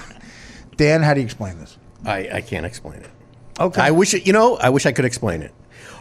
For Jason and for Mike, I have been in radio and show business since I was 15. I just at some point got sick of athletes and rock stars, Straight guys. and all. Once again, Mike thinks someone in the room is gay, and that's all I'm going to say, and it ain't me. Oh, okay. So I just, at some point, it's oblivious to me, and Artie knows I have no problem going up to people. I have no problem going up to people saying, come on the podcast or come on the What does TV that show mean? when we were doing the TV show. I had no problem going up to celebrities. I don't care. It doesn't make a difference to me. But there was just, I had watched Rick Steves for 20 years on PBS, and I've gone to Europe for 20 years. I was born in Europe. I have relatives there, Right. and he has this ability that I don't, like to get 3-bedroom suites for $80 a night. And he has the ability to blow off a line in a museum, that I don't have the ability to do. And I'm in awe of that. And when my wife was asked to host she was a chocolatier. When she was asked to host His wife an is a event, chocolatier. I couldn't. I could not. She makes chocolate. Okay. We'll say Right. that, yeah, because we don't know. That's how a to- fancy Chocolatier word. is a very gay word. Okay, whatever. I just could not. it's on. I see that on Grindr all the time. Chocolate It's here. job. Chocolate. There's someone who likes black guys. That answer though, that was like a very congressional. Like you sounded like you were answering in front of a congressional hearing. I was the same. you were I was the like- same What's way. even odder is you feel comfortable I was sharing the this same with way. people. Well, because I thought you were my friends. But no, we are your friends. Well- I would just find, but see, non-friends would keep it in and go, well, that's weird. No, talk they- behind your back. We're talking to your I was the same way around Bruce Springsteen a couple of times. Now I've met Springsteen But that later, makes sense. and that makes And sense. he can't get deals on hotel ask rooms. he cannot. No, He has somebody do it for right, him. exactly. He gets Rick Steves. He calls Yeah, Rick. he Right. does. You mentioned Bruce Springsteen. Let me ask you somebody about who I think gets very gay around Bruce Springsteen. Yeah. Governor Chris Christie. Yeah, he does. What is that about? And well, he's just a big fan. Yeah. Now Springsteen is one of those guys where a lot of people don't like him because of his fans. He's one of those people where it's not about his work; it's about his fans act stupid around him. And I get that. I understand. I'm a big Bruce Springsteen fan, where I'm from and all that stuff. But I understand. Well, they had a falling out within the last couple of months. Well, they're going to be different on more different ends of the spectrum politically. That's for sure. Springsteen's very, very left, and of course. Christie isn't. and Christie said Springsteen goofed on him about the Bridgegate thing. Yeah. But he also said in a recent interview, Christie said that his new favorite musician of all time is John Bon Jovi, Right. and That's ridiculous. yeah. So He's a he flip-flopper. might be good. Yeah. That's ridiculous. Now that is gay. That's I mean, again, If I said I was that way about John Bon Jovi, I walked right up to him and talked to him about baseball for 45 minutes. Dan, the Rick Steves thing is you should stop telling people it. I'm telling you because it's odd. Okay. It's not odd. It's very, Jason, is it odd? Well, to get nervous. Yeah, and shaky. Yeah. I mean, maybe I have to see this Rick Steves. Well, you heard him. Play a little bit. I don't play a little bit more. And what I heard is I really River want to see him. Listen, it's like a deep thoughts Each with summer, Jack Handy Paris City voice. government It's like, closes an expressway and brings a colorful urban beach to its people. They truck in potted palm trees, hammocks, lounge chairs, and 2,000 tons of sand to create this popular fun zone. It's a perfect chance to see Paris at play and play with Paris. Wow. Chocolatiers come in Away from the river, parks provide another peaceful oasis. Great for enjoying the moment with friends and family. There's no way in hell he has a wife and kids. He does. He does. Wife and kids. And Dan is very, very adamant that he's not gay. Dan doesn't think Rick Steves is gay at all. Because he can never have an idol who's gay, right? Because you're very loud about how you don't like gayness and you love women. And you're very loud about when a hot chick comes on the TV, make sure he yells about it. Look at that ass! My God, I'd like to give it to her. Come on, guys. What are you all gay? That's exactly How right. hot that chick is. Then when you go, why are you yelling that? Oh, what do you think? Look at that guy. Look at her tits. I guess I'm the gay one. I'm the only one who noticed her tits. It's a great Chicago. I don't know. I'm just 48. I'm 48 and I acted like this when I was 11.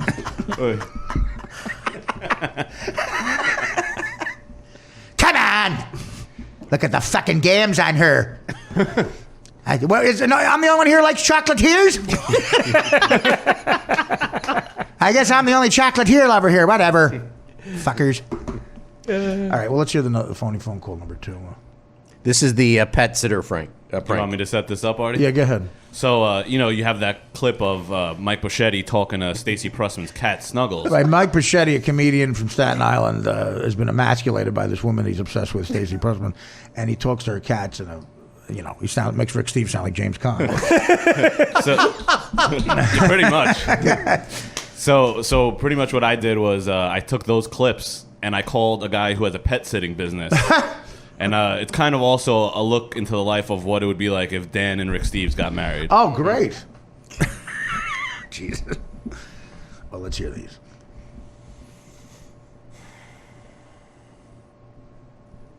Another peaceful oasis. Hello, pet sitter. This is Paul speaking.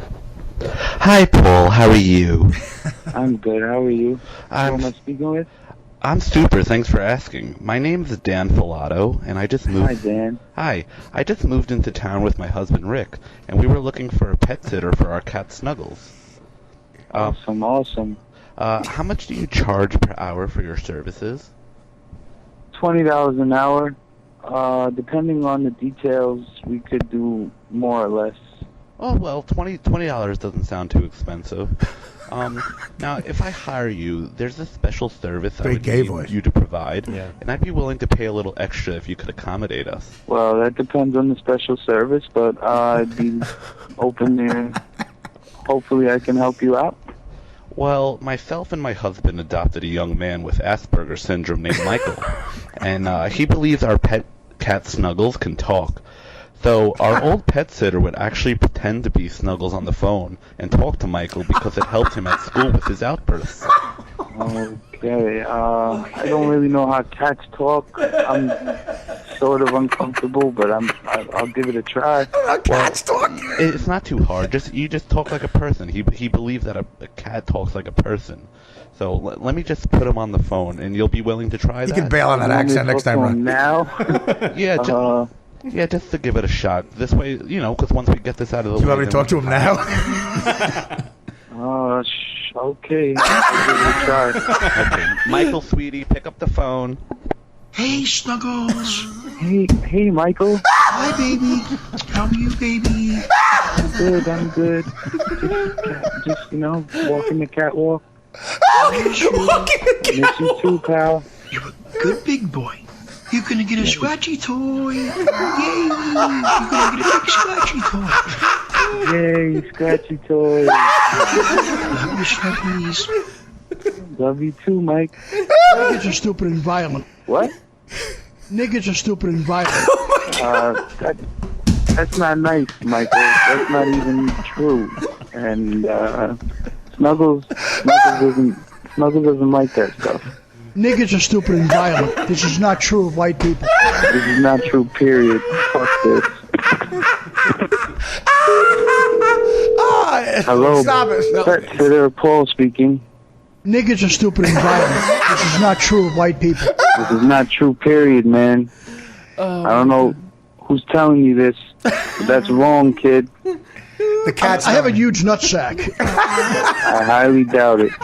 You should go play with that. Don't fucking call me back, you little racist retard.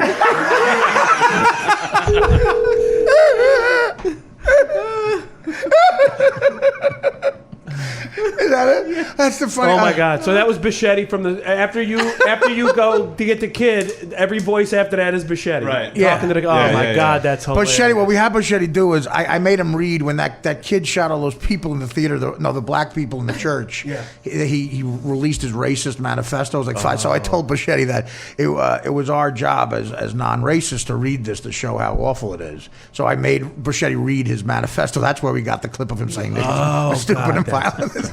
So we had his voice. You spliced him talking to Stacy's cat, and then that right after. Right. We have a clip of him talking to Stacy's cat, and then out of nowhere telling the cat that niggas are stupid. Jesus, that's hilarious. Oh my God, dude, that's okay, Rod. I got to tell you, man. I don't think I got to tell you, after spending 30 seconds with you, normally I don't think much of you. But that is that's the funniest thing I've ever heard. Oh, has Bichetti heard this? No. Well, he's the one guy, ironically, who would not get it.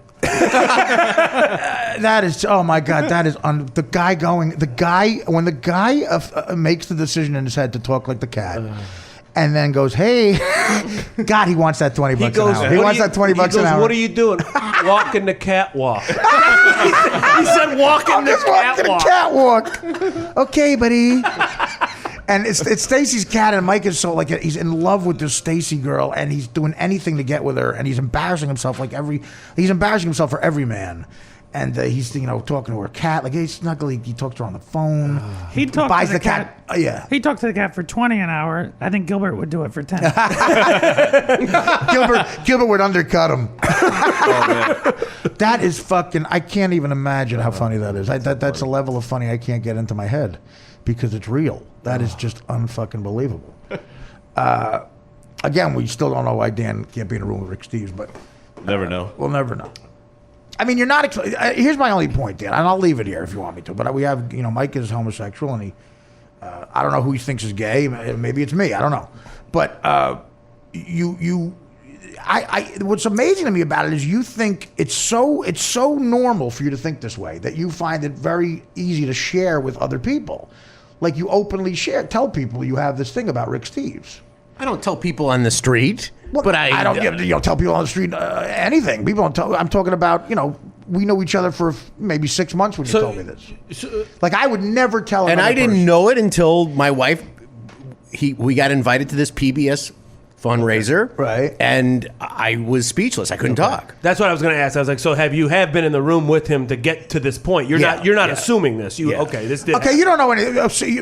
So you probably don't think Dan is gay or whatever, but Rick Steves is probably gay, Mike, right? Oh, definitely. You can't be. So, Mike, Dan, what do you think of that assessment? Whatever. I don't care. But the fact that you can't understand that, like why someone would think it after how he speaks is astonishing to me. Like what? You can't understand why Mike and us might think he's gay. It was assumed I was gay. Forget about Disney and going to Madonna.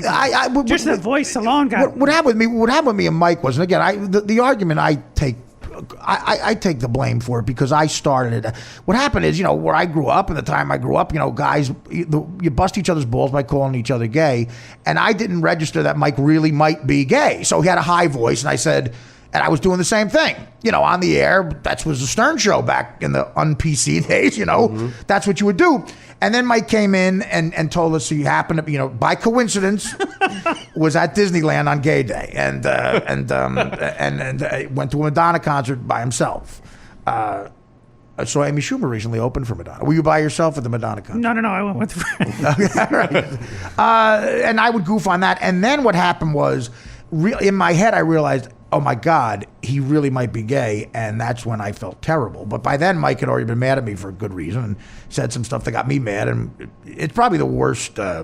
It's the worst stuff I've ever said in my life in anger, and I do. But I take a lot of blame too because I said some awful things. Well, no, you found out my trigger was like stuff about maybe my sister and mom and my dad falling, and you said that. But I realized I was saying something to you that I didn't realize how insanely personal it was. And it is. It's a terrible thing. So we understand each other now. But so I don't want to have the same problem with Dan. Is my point. Like I don't want to be doing this and then find out that will never ever happen. Because you would never come out of the closet. Dan comes from a very Italian family in Chicago. Very Italian. Never happen. His father's a real guy. You let him wear lederhosen though. Dan, you have my number. You can text me if you need advice coming out. Do you want? Should me and Jason and Rod leave the room? No, I think the person that should stay is the one that he suspects of being gay, and it's not me. It's not you. Who is the it? week I'm having? He probably thinks I'm gay. Do you think it's Jason? No, I thought it was Rod at first. Oh, you did? Yeah, but because he's like super friendly and stuff. Oh. But since the show has gone on, you thought it was Rod? Well, Rod has a smoking hot girlfriend. He does. He has She's just a beard. Yeah, and Elton John had a wife. That's true too. But Elton John also had $400 million. Rod has nothing. Okay. I understand, Rod. Try to be a little less friendly. I will. I thought pinching his ass was a nice thing to do. Is Elton John, you think he's a top or a bottom? He's a bottom, right? He said he's a girl. He says he's a little girl.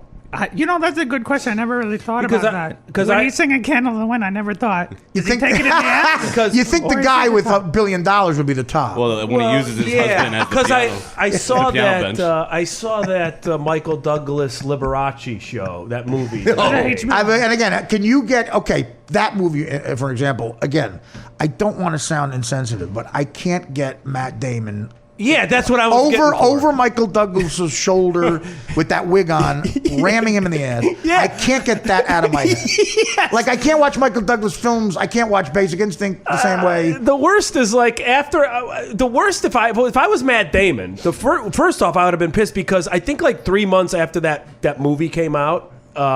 That Michael Douglas claimed that he got mouth cancer from eating out her pussy. Yeah, he didn't have like HPV of the mouth from cunnilingus, but he happened to be married to Catherine Zeta-Jones. Could be the whores he was fucking. Get it. But he admits that he got this thing from kind of. And then if I'm Matt Damon, I'm going, dude, like we kissed. Oh, you think what? Now, dude, wait a minute. We kissed on set 3 months ago. Now you're telling people that you had your HPV mouth point. Shit? Like, do you think Matt Damon? Like, I don't know. Maybe Matt Damon didn't say anything. Do you imagine imagine this? This is frustrating. At least Michael Douglas got to eat out Catherine Zeta-Jones. Yeah. Do you imagine getting cancer from Catherine Zeta-Jones' pussy, but you did it by kissing Michael Douglas? Exactly. That is the worst for heterosexual. That's the worst of all scenarios. I'd rather sleep on the subway. I got cancer from Catherine Zeta-Jones' pussy. Well, at least you got no. You understand? Via Michael Douglas. He might have had it from Ben Affleck already. That's like getting cancer from Carmen Electra's pussy by making out with the guy from Cypress Hill.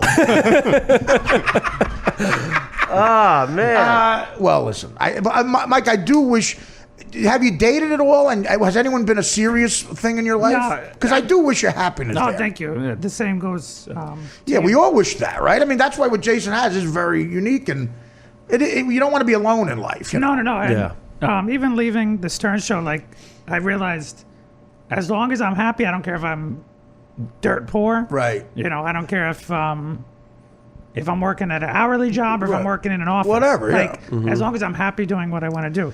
I'm trying to travel. But it sounds like you're happier than me. I work like crazy. I don't have time to go to Europe with my friends. I mean, I did, but I got arrested. But yeah, you sound like you're very happy. No, I am, and like I got involved with some charities that I've become a little bit of a nut with gorillas in the last year. What do you mean? I always loved gorillas. Yeah. This is like the opening to the Disney story. Right. Again, I'm gonna try to be calm. But I always lived by the By Bronx gorillas, Zoo. you mean that, you don't mean dating black guys. You mean. Well, I don't know, because they call us bears with hair. Maybe you gay guys are very insulting. No, I fucking love gorillas. I would never call a black man a gorilla, but maybe gay guys can get away with it. So no, what do you mean gorillas? Like in other words, like gorillas in the wild. Right. you know? Okay. And Why is so that? I mean, it's. I live by the Bronx Zoo. You know, they have these 4 little baby gorillas. Yeah. And they have. That is my nickname, baby gorilla. I know that, and I remember.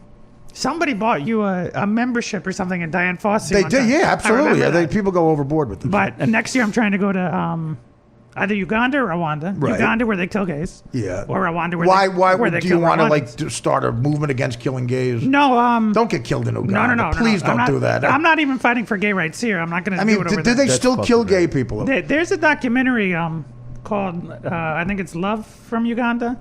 But it's all about, these people that are fighting. Well, there's a whole thing on Fox News I was just watching about honor killings that still go on.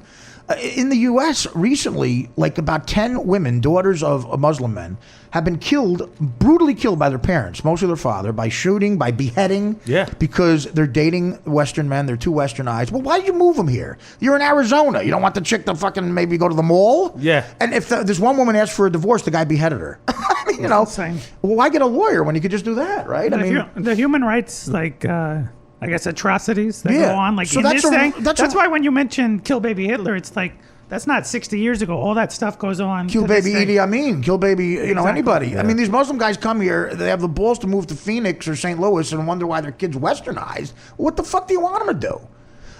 So what, you're going to Uganda for gorillas? What I want to climb up the mountain. There's a mountain you basically climb up for half a day. Mount Cock. And you're with park rangers and they take you to the gorillas. There's no so there's nothing in between you and the gorillas. No barrier, no fence. It's on. So you want to get eaten by a gorilla? No, they're gentle animals. No, they're not. No, they are. Well, they really are. Did you see King Kong? Your asshole's gonna tell a different story. Did you see King Kong? They are vegetarians, but that doesn't mean that they won't maul you. Right. They'll beat you up. That one woman's face got ripped off by him. No, that chimp was given Xanax. That was a chimp, and that was in. A chimp is not a gorilla. A chimp's not a gorilla. Yeah, she was keeping a chimp in her house in Florida. That's the stupid part. That would make me go crazy too. But the gorillas in the wild, they take people. They take like 80 people a day. Costs like $600 to get a government permit. But there's other examples of what about when Chris Brown attacked Rihanna? I love podcasts. But go ahead. So does part of you secretly wish a gorilla rapes you before it kills you? Oh, I would love to make love to a gorilla. Is that true? I mean, if these guys weren't here right now, I'd probably. Well, this gorilla's dangerous, and I'm eating. No, but no, you wait a minute. Is that? Are you physically attracted to a gorilla? No, there's no. You're kidding around. There's no You're kidding around. Bestiality. Okay. But no, they are really gentle animals, and they bring humans to them every single day. You have to stay like 7 feet away. 7 feet? That's all? They can catch human disease. If you have a cold, you're not allowed to go into this mountain area. Right. But do you realize we found AIDS way up a gorilla's asshole? No, that's where God hid it. AIDS, and we found it. Allegedly, did come from chimps. And, up their ass. It was way up their asshole. Well, they say that gorillas have the best of what humans' emotions are, like crying, sensitivity, whereas chimps have the jealousy and the rage. That's why chimps have like the worst of what chimps humans. Are female? Yeah, exactly. Yeah. Yeah, they're very cunning. No, but that's what they say. Chimps take on the human aspects of it. They get those emotions. Why are chimps so different than gorillas? I don't understand that. Well, they're the smartest. All these chimps are the smartest. Chimps and gorillas are the smartest, and they actually possess human emotions that we possess. But they say gorillas take on the best of human emotions, sensitivity. They'll cry, like they taught that one chimp to love that cat, and then the cat that they sign language. Coco the gorilla. So like he cried, he felt bad. But like chimpanzees take on like jealousy, anger, rage, resentment, like that.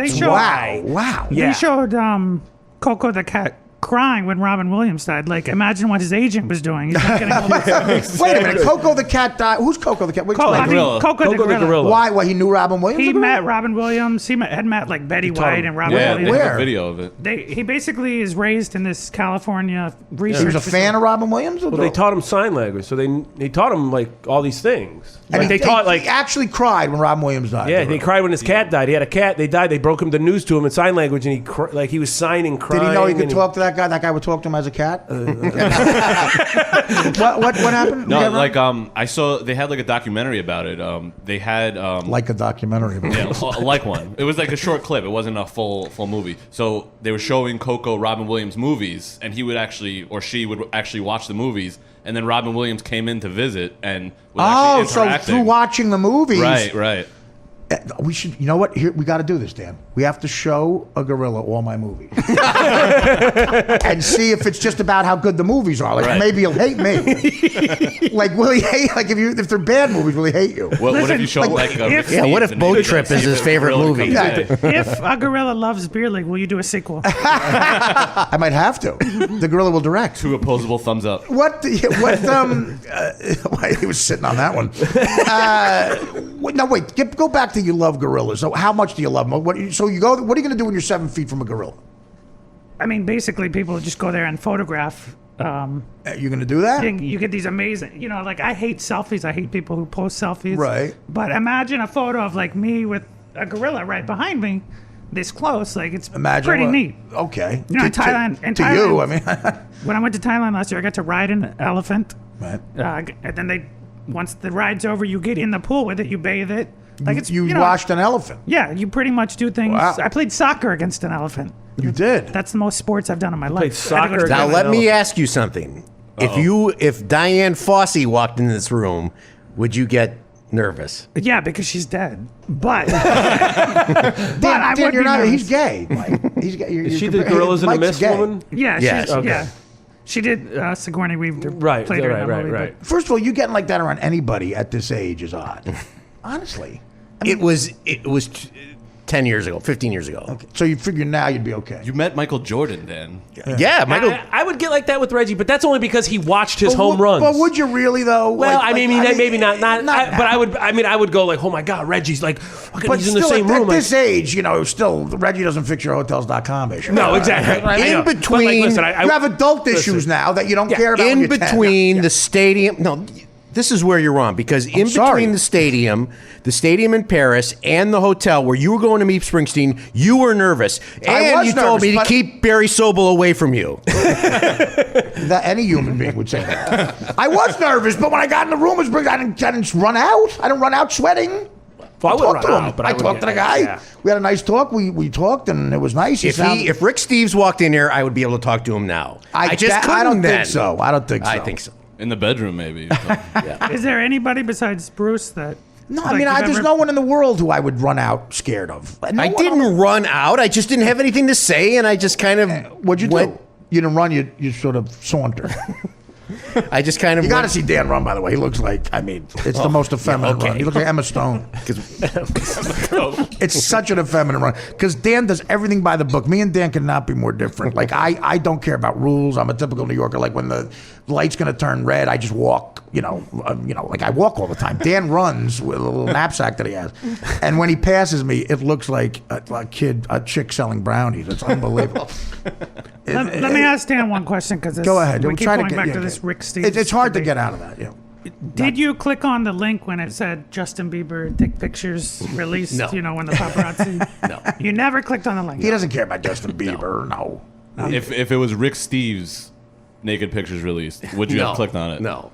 But there's also another mystery because there's another guy named Joseph Campbell who you love, who's also very effeminate. There's a second guy. Joseph Campbell. He wrote a Star Wars book again. What is He it? wrote The Power of Myth, which Star Wars is based on. So he can't be Power mad of at Bottom. Power. And then there's another guy who I found out is on his password for iTunes. That now you can't say the name because why not? Someone's going to figure it out. Oh, who cares? We'll change it to someone heterosexual. Did you give your phone number out? The email, right? I did.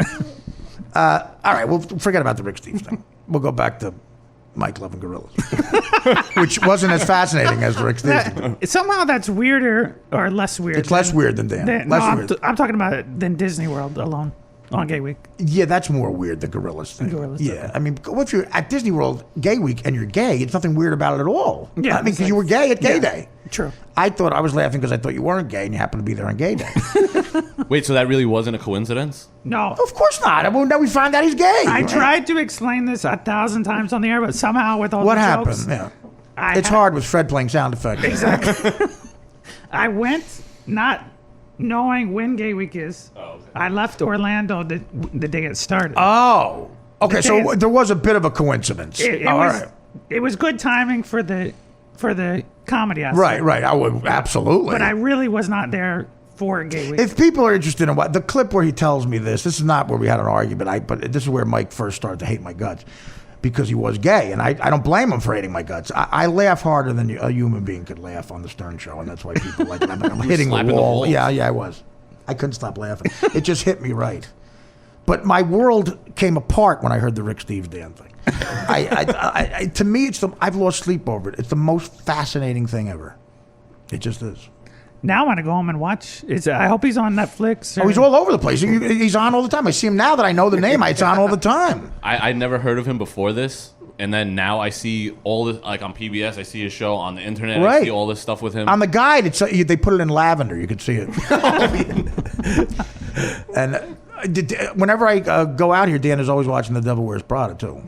That's on right now. Yeah. Oh, really? Yeah. Oh, well, I'm kidding. Dan loves Adrian Grenier. Grenier. Well, Jason, again, I'm glad you vented though too, because I don't want. Actually, Friday we figured this out. Jason might come with me Friday. I got a gig in upstate New York at a theater. Maybe you'll come work with me. Yeah, I'm all for it. And you crash here. Yeah, I'm all for it. Do you mind crashing? Because Dan's here too with the Rick Steves thing. Does it make you odd sleeping in the same place as Dan with the Rick? No, Steves? just leave. Just make sure the Rick Steves isn't on the TV when I'm crashing there, so he has any reason to come out. Or the yellow feet. Dan, do you mind sharing a bathroom with Jason? I find it a lot less effeminate to have my girlfriend pay for things. Hey, listen. I mean, that's a fucking really good point. She finds it more effeminate that she has to pay for it as well. Girlfriend. Well, listen. No, maybe you could say that's more masculine. That's a real man. A real man does get. That's like almost like a pimp. That's exactly a pimp. More masculine than a pimp. Bitch, make the money, bitch, and pay for everything. Bitch, get that money over here. I don't mean to say that out of black voice. No, a pimp could be white.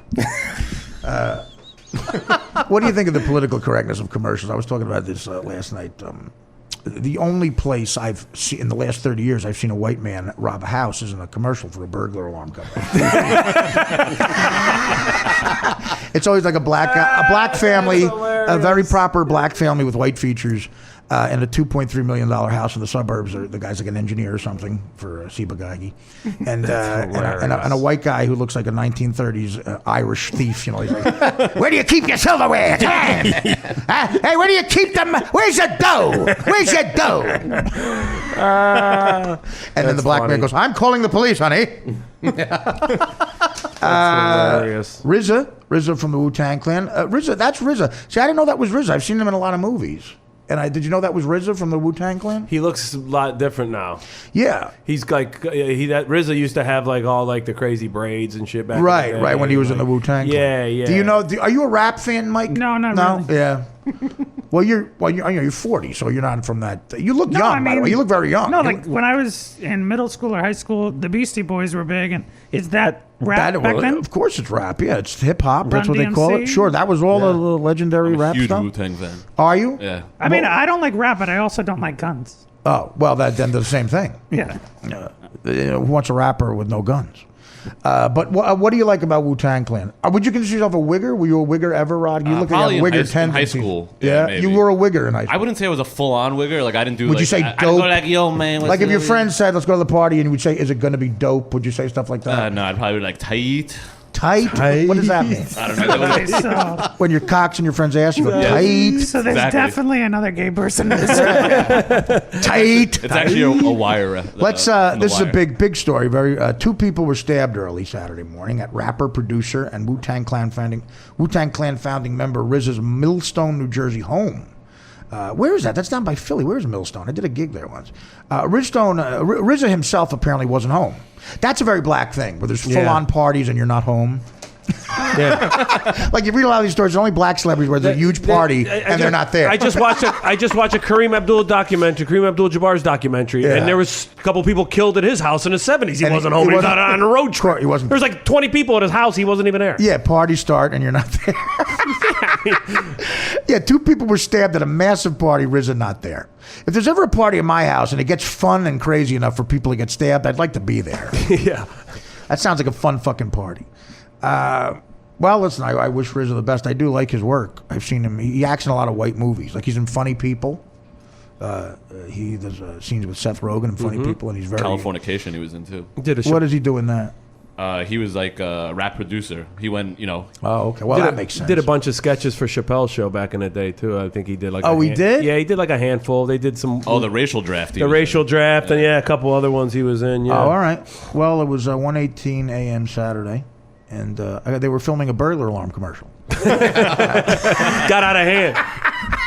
A white rapper was ripping off RZA. Well, what about this? This is what does it bother you, Mike? Are you political at all? I watch the debates and. Well, do people like Ted Cruz do like Tea Party people being gay? Do they scare you? Like being people, gay? right? People who cater. Oh, to me being gay. Yeah. I thought you were outing Ted Cruz. No, I'm saying, do you get scared of his policies? No, I mean after the gay marriage is legal in all 50 Well, that woman states, in Kentucky, for example, who wouldn't give him like a crazy person. She's an idiot. Yeah, you got. I mean, come on. To me, here's the argument. Obviously, you're born gay. That's an obvious thing. You know, and no one should know that more than a straight guy. Like, if you like pussy, you don't understand how you don't. You know what I mean? Yeah. So you got to be born that way. So that means that gay people should have every right that someone has who's born. I mean, so it's like marriage, everything. I mean, there's no argument for it. So a woman like this doesn't give out the license just because it's against her God, whatever the fuck. That's scary to believe in that fairy tale. It's specifically. It's even scarier that the Pope will sit down with somebody like that. Of course, because he has to cater to crazy people. And the reason politicians do is because they vote. They fucking vote, those people. So does it scare you that people like her exist and there's sympathy for her from people like the Pope and politicians? Like, they all cater to her because she votes. Sure, but I don't think any of them have a chance in hell of winning. Like, it's fun to watch. I don't know, man. I don't know. Yeah, you never know now. I mean, faith is stronger than fact. Right. And when you have a lot of people that are faith based and they are the electorate and they do go to the polls, they don't miss because it's raining. They don't miss the sermon. They don't miss the church. They go to and they vote based on faith, not facts. Because once you stop believing in a God, you get lazy. You do. But like Trump, every other word out of his mouth is dummy, loser. Right. Or, You're right. Yeah. It's like, is that the person you want with access to the I guess nuclear weapon? A lot of people do, I guess. That's scary. At this point. Look at Ben Carson. He's rallying faith-based voters. They don't care that he says a bunch of lies and that he says that he's the pyramids, a crazy guy. That the pyramids were built for grain. Yeah. I mean, they go, okay, yeah, you're right. If he said that God built the pyramids for grain, then that's what he did. And where he's going to the media. Look, I stabbed somebody. They're going, prove it. No, look, just believe me. I stabbed somebody. Yeah. Ben Carson might have been stabbed at Riz's house. Well, I'm not. We're gonna have to cut out that racist. Well, that's the other thing. Yeah, Republicans don't care if you're black anymore. They used to be a real no-no. Now it's just, how crazy are you? Are you crazy like us? Do you have the Bible? Can you quote scripture? Who cares? I mean, can you quote the tax code? Ted Cruz pointed out at the debate that the tax code has more words than the Bible. What does that even mean? People applauded. Yeah. What the fuck does that mean? Yeah. The tax code is way more complicated. And so does the Warren Commission file. I mean, right, what does that mean? Doesn't make any sense. That's just. Yeah. There's a great. Do you vote? I haven't voted since 2000. After Bush and Gore, no. I gave up. I was like, it's not who the people want. It's not because of any, you don't like a black president or anything like that. No, okay. But there's a great GQ magazine article from the 90s. I don't read GQ. I know you do, but I don't. Back then I did. I was trying to pretend I was straight still. Yeah. They interview one of Trump's ex-wives. Right. She says he used to have Hitler books in the bedroom. No. I swear to God, it's in GQ. I mean, that's what Hitler, she says. Well, he had Mein Kampf. That is a page turner. If you don't agree with it, if you make sure that you don't agree with it, he does make some interesting points. I'm kidding. Mein Kampf is his only book. Did Hitler have? Is he like John Grisham? Oh no, it was a book Hitler of speeches. Books, it was a book of a speeches. book of his speeches. Other people have written pro-Hitler books, but Hitler himself wrote one book in prison, right? Mein Kampf. Yeah, well, listen, he really is saying some shit about deporting the people. He really thinks you could deport 11 million people. He's not going away from that stance. There's kids involved. Right. My girlfriend's worried. Yeah, is she here illegally, your girlfriend? No, she's not. But I don't know. I don't want to get into this situation about her. Then parents. why's she worried? Huh? Why's she worried? Maybe her relative. Okay. It was Vanity Fair magazine, and it was a book of his speeches. Oh, okay. You're right. Vanity Okay. Fair. What? That's a gay It was a magazine. book of Hitler speeches. Hitler speeches he kept in the bedroom. Well, maybe there's, maybe he's not content or words. Maybe he's going with performance. Because Hitler really was. You ever watch a Hitler speech, a full Hitler speech? The way the build. It was amazing. He just sits there 3 feet from the mic, and waits for dead silence. And he starts off like, he walks up to the microphone, and there's dead silence for like 2 minutes, and there's like rumbling and shit. No one's talking. Then he like touches his mustache, like fixes his hair, and just starts off. He goes, and you're like, and then he just goes, real time. It's like Sam Kinison. It's like a set. I was just gonna say he's like doing he's building you up. Like Sam Kinison set. That's what it's like. And then he starts to scream, and the place goes nuts. He's an excellent performer, which is odd. He took over a country with the. I really think this is how scary I think it is. I think there were only about 7 people who really believed in what Hitler wanted to do. The rest were all scared shit. Yeah, and that's what I really think 7 guys went along with it, and the other people were like, we're scared of him. Fear's the easiest thing to prey on when you want to, especially when you want to get that leadership role in a right when you have a country that's vulnerable. They were in bad they were shape. really vulnerable at the time, and that's why a lot of the people that we're not. Our situation in the United States isn't anywhere near the vulnerability, but you have enough people that have fear in them in this country, and when a guy like Trump can prey on that, fear of the ball rolls. Fear of illegal immigrants, fear of gay people, fear of black people, fear of whatever. Exactly. Fear of taking my land, taking my gun, and it's like if you can exploit that, you'll get them to vote. Yes, you will. Absolutely, you will. Well, it's the same thing like with how they use terrorism to make all these new rules of being able to spy on people. No, that's Bush after 9/11. Bush said, "Hey, it's open game now." Yeah, it was fear mongering, is what it was. Why do you want my aunt's information? She's a terrorist. Okay, yeah, fuck her. Well, I don't know. And you would never move to Thailand, Mike. No. What if you met the love of your life there? What if you met a gorilla that was like... Now, what if you met a guy in Thailand who said, I love you, you love him, and he goes, I have a very successful... whatever they do over business there. or something. Ping pong ball business. I make mud huts. Soup. I make the ping pongs that they sell to the strippers. Right, exactly. which that's a big turnover there. That's a big turnover. Now, and a guy, he says to you, move to Thailand. Will you do that? Yeah, I guess I would consider You it. would, right? For love. Sure. If, like everybody's looking for the right person, the happy relationship. What is your criteria in a man? What do you, are you picky? Good looking helps. See, that people get caught in that shallow shit, and it always goes bad. Right. But I'm the same way. Good looking, funny. Funny is a. So you're trying to find a good looking, funny gay guy. So far, I've described you. No, but I'm saying a good looking, funny gay guy. They're out there. Pick one of those things. And then, narrow in the field, man. Mario Cantone's a good-looking, funny gay guy. Actually, you're right. He's all of those things. I love Mario. He's great. But he's a handsome. Actually, I mean, like, I'm not gay, but he's a handsome. He's been married for a long time, though, Mario. But he's on The View. No, I love Mario. I don't love anyone on The View with a vagina.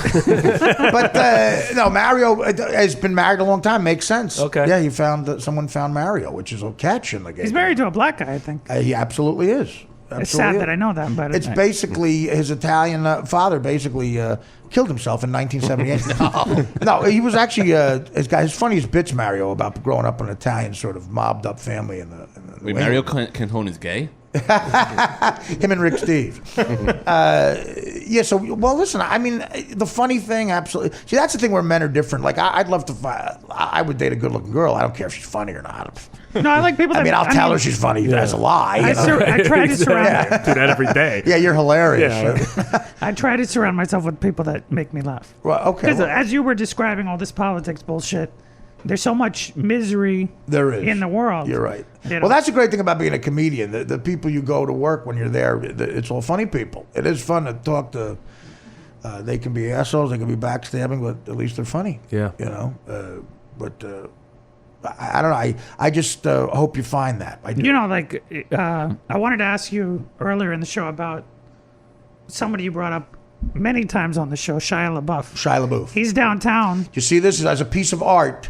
He's watching all his movies. He's at the Angelica Film Center, which is a indie film center in Manhattan, a legendary place. I've seen a lot of stuff there. It's on Houston Street.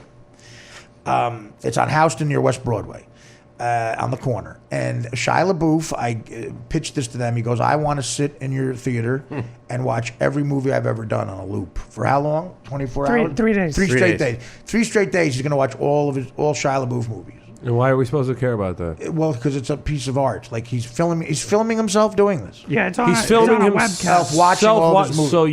So he expects people to watch him Watching looking at a himself, screen. Yeah.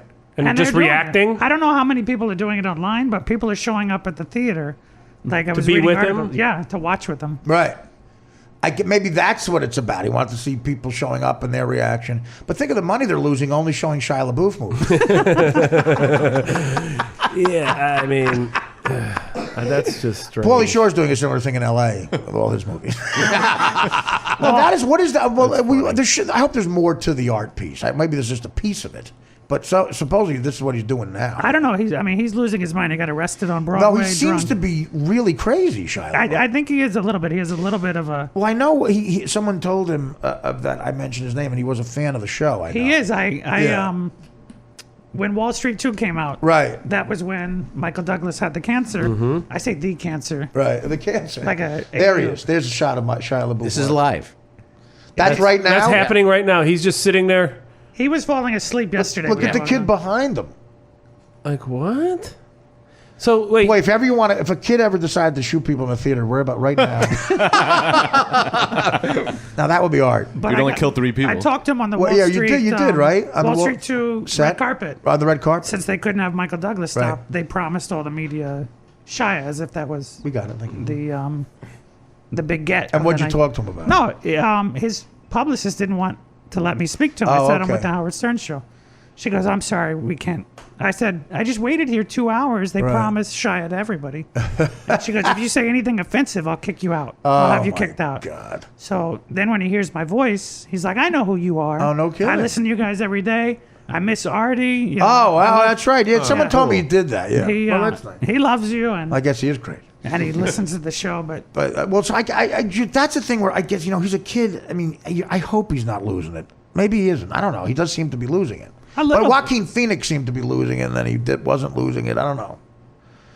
But he was Joaquin Phoenix trying to beat up cops. He tried to beat up a cop about a month ago. Said he was a CIA agent or something. That makes him a college student now. Yeah. He got put in that Silence of the Lambs kind of face mask. Shia LaBeouf did? Yeah, by the NYPD because he spit on a cop. Wow. God, he told the story on Jimmy Kimmel. He's lost it. I guess he did the same thing in Chicago at that Walgreens. And he spit on cops? Yeah, Chicago and Michigan. Wow. What is he? LaBeouf. What is that? That's Episcopalian. What is that? I don't know what it is. LaBeouf sounds French. Shia LaBeouf. Is that LaBeouf? It sounds like a. It sounds like Israeli. It sounds like Israeli? a French. It sounds like a French cartoon skunk. LaBeouf. It sounds like a Bugs Bunny character. A terrorist skunk. LaBeouf. Shia LaBeouf. Where are you going, LaBeouf? All right. Well, still, again, as this is all fascinating shit. Nothing even close to the Rick Steve stuff. Well, listen, we'll end here. We've been talking a few hours. I thank you all for coming in. This was fascinating. A lot of stuff covered. Mike, come back anytime. I mean, you have an open invite, Mike. Thank you. I want you to come back. It was a lot of fun. When you come back from Thailand, give us an update. Come on back in. Okay. Europe. When you get back from Gorillas. But what about Rick Steves? Will you use Rick Steves in Europe? I'm going home. His books are amazing. I'm probably going to go home and jerk off to Rick Steves. if he looks like he sounds. He's got a lot of money. That's husband material. Yeah, okay. Maybe you could take him away from his wife. I'm sure if you Googled it far enough, you could probably find Rick Steves near gorillas. Like somewhere in the, some vacation he went on. The Berlin Zoo. Mike, it's Rick. I'm getting back to you. I heard you like gorillas. I've made a list of places. There's a place in Brussels, just outside of a deli area, where you can get a gorilla. You can stand 6 feet from these gorillas. It's a different law. Get back to me. I'm afraid of Dan's. That's hilarious. Me and my wife, who's a female, will be chocolatier. My female chocolatier wife. I'm thinking you can take your cooking skills. There we go. And we can you and I can open a restaurant or a chocolatier called Chocolate Queer. Chocolate queer. See, that's that funny. chocolatier does say that to me, but that's sort of, Actually, chocolatier should just be renamed to chocolate queer. I mean, it's just the regular. Chocolatier might be gay. Yeah, I think it's gayer than Rick Steve. What do you got plug-wise, Jason? What do you got? I got my own podcast, Lawhead's Court. If you, Great. You can get that on iTunes. My website's there too, jasonlawhead.com. I'm doing tonight. I don't know when this publishes, but I'm doing live at Gotham. And Later tonight, yeah. 10 o'clock live if you're on the East Coast, 7 p.m. live if you're on the West Coast. That's Access TV. And they'll rerun that a few times this week as well. I think Bill Engelval's hosting. There's a few comics going up.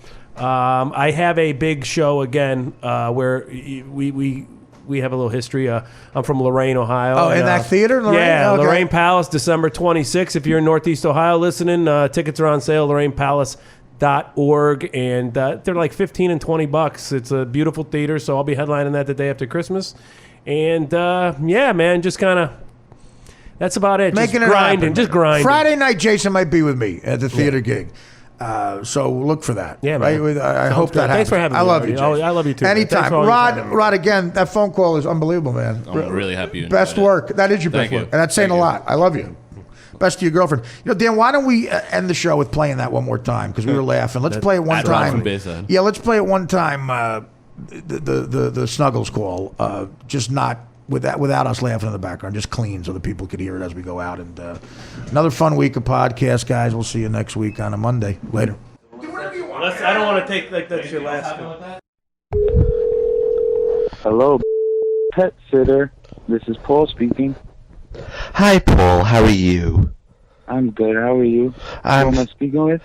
I'm super. Thanks for asking. My name's Dan Filato, and I just moved. Hi, Dan. Hi. I just moved into town with my husband Rick, and we were looking for a pet sitter for our cat Snuggles.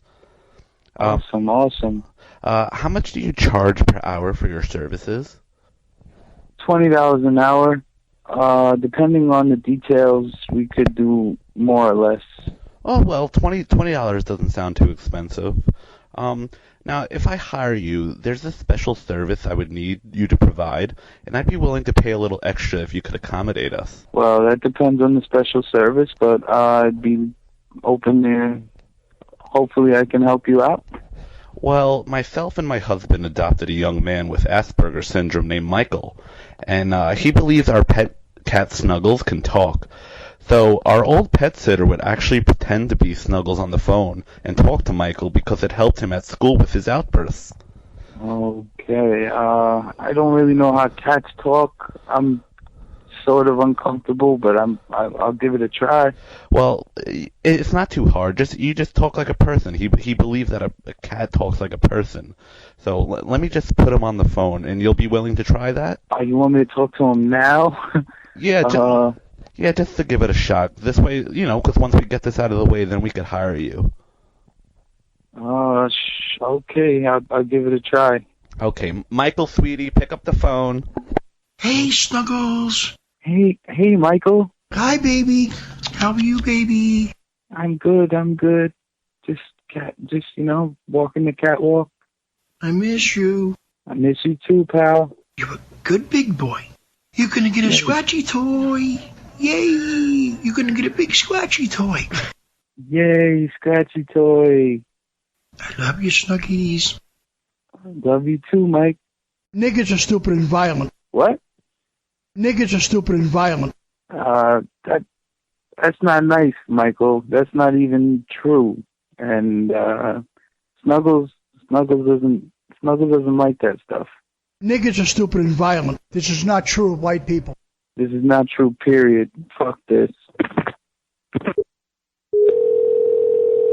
Hello, pet sitter, Paul speaking. Niggas are stupid and violent. This is not true of white people. This is not true, period, man.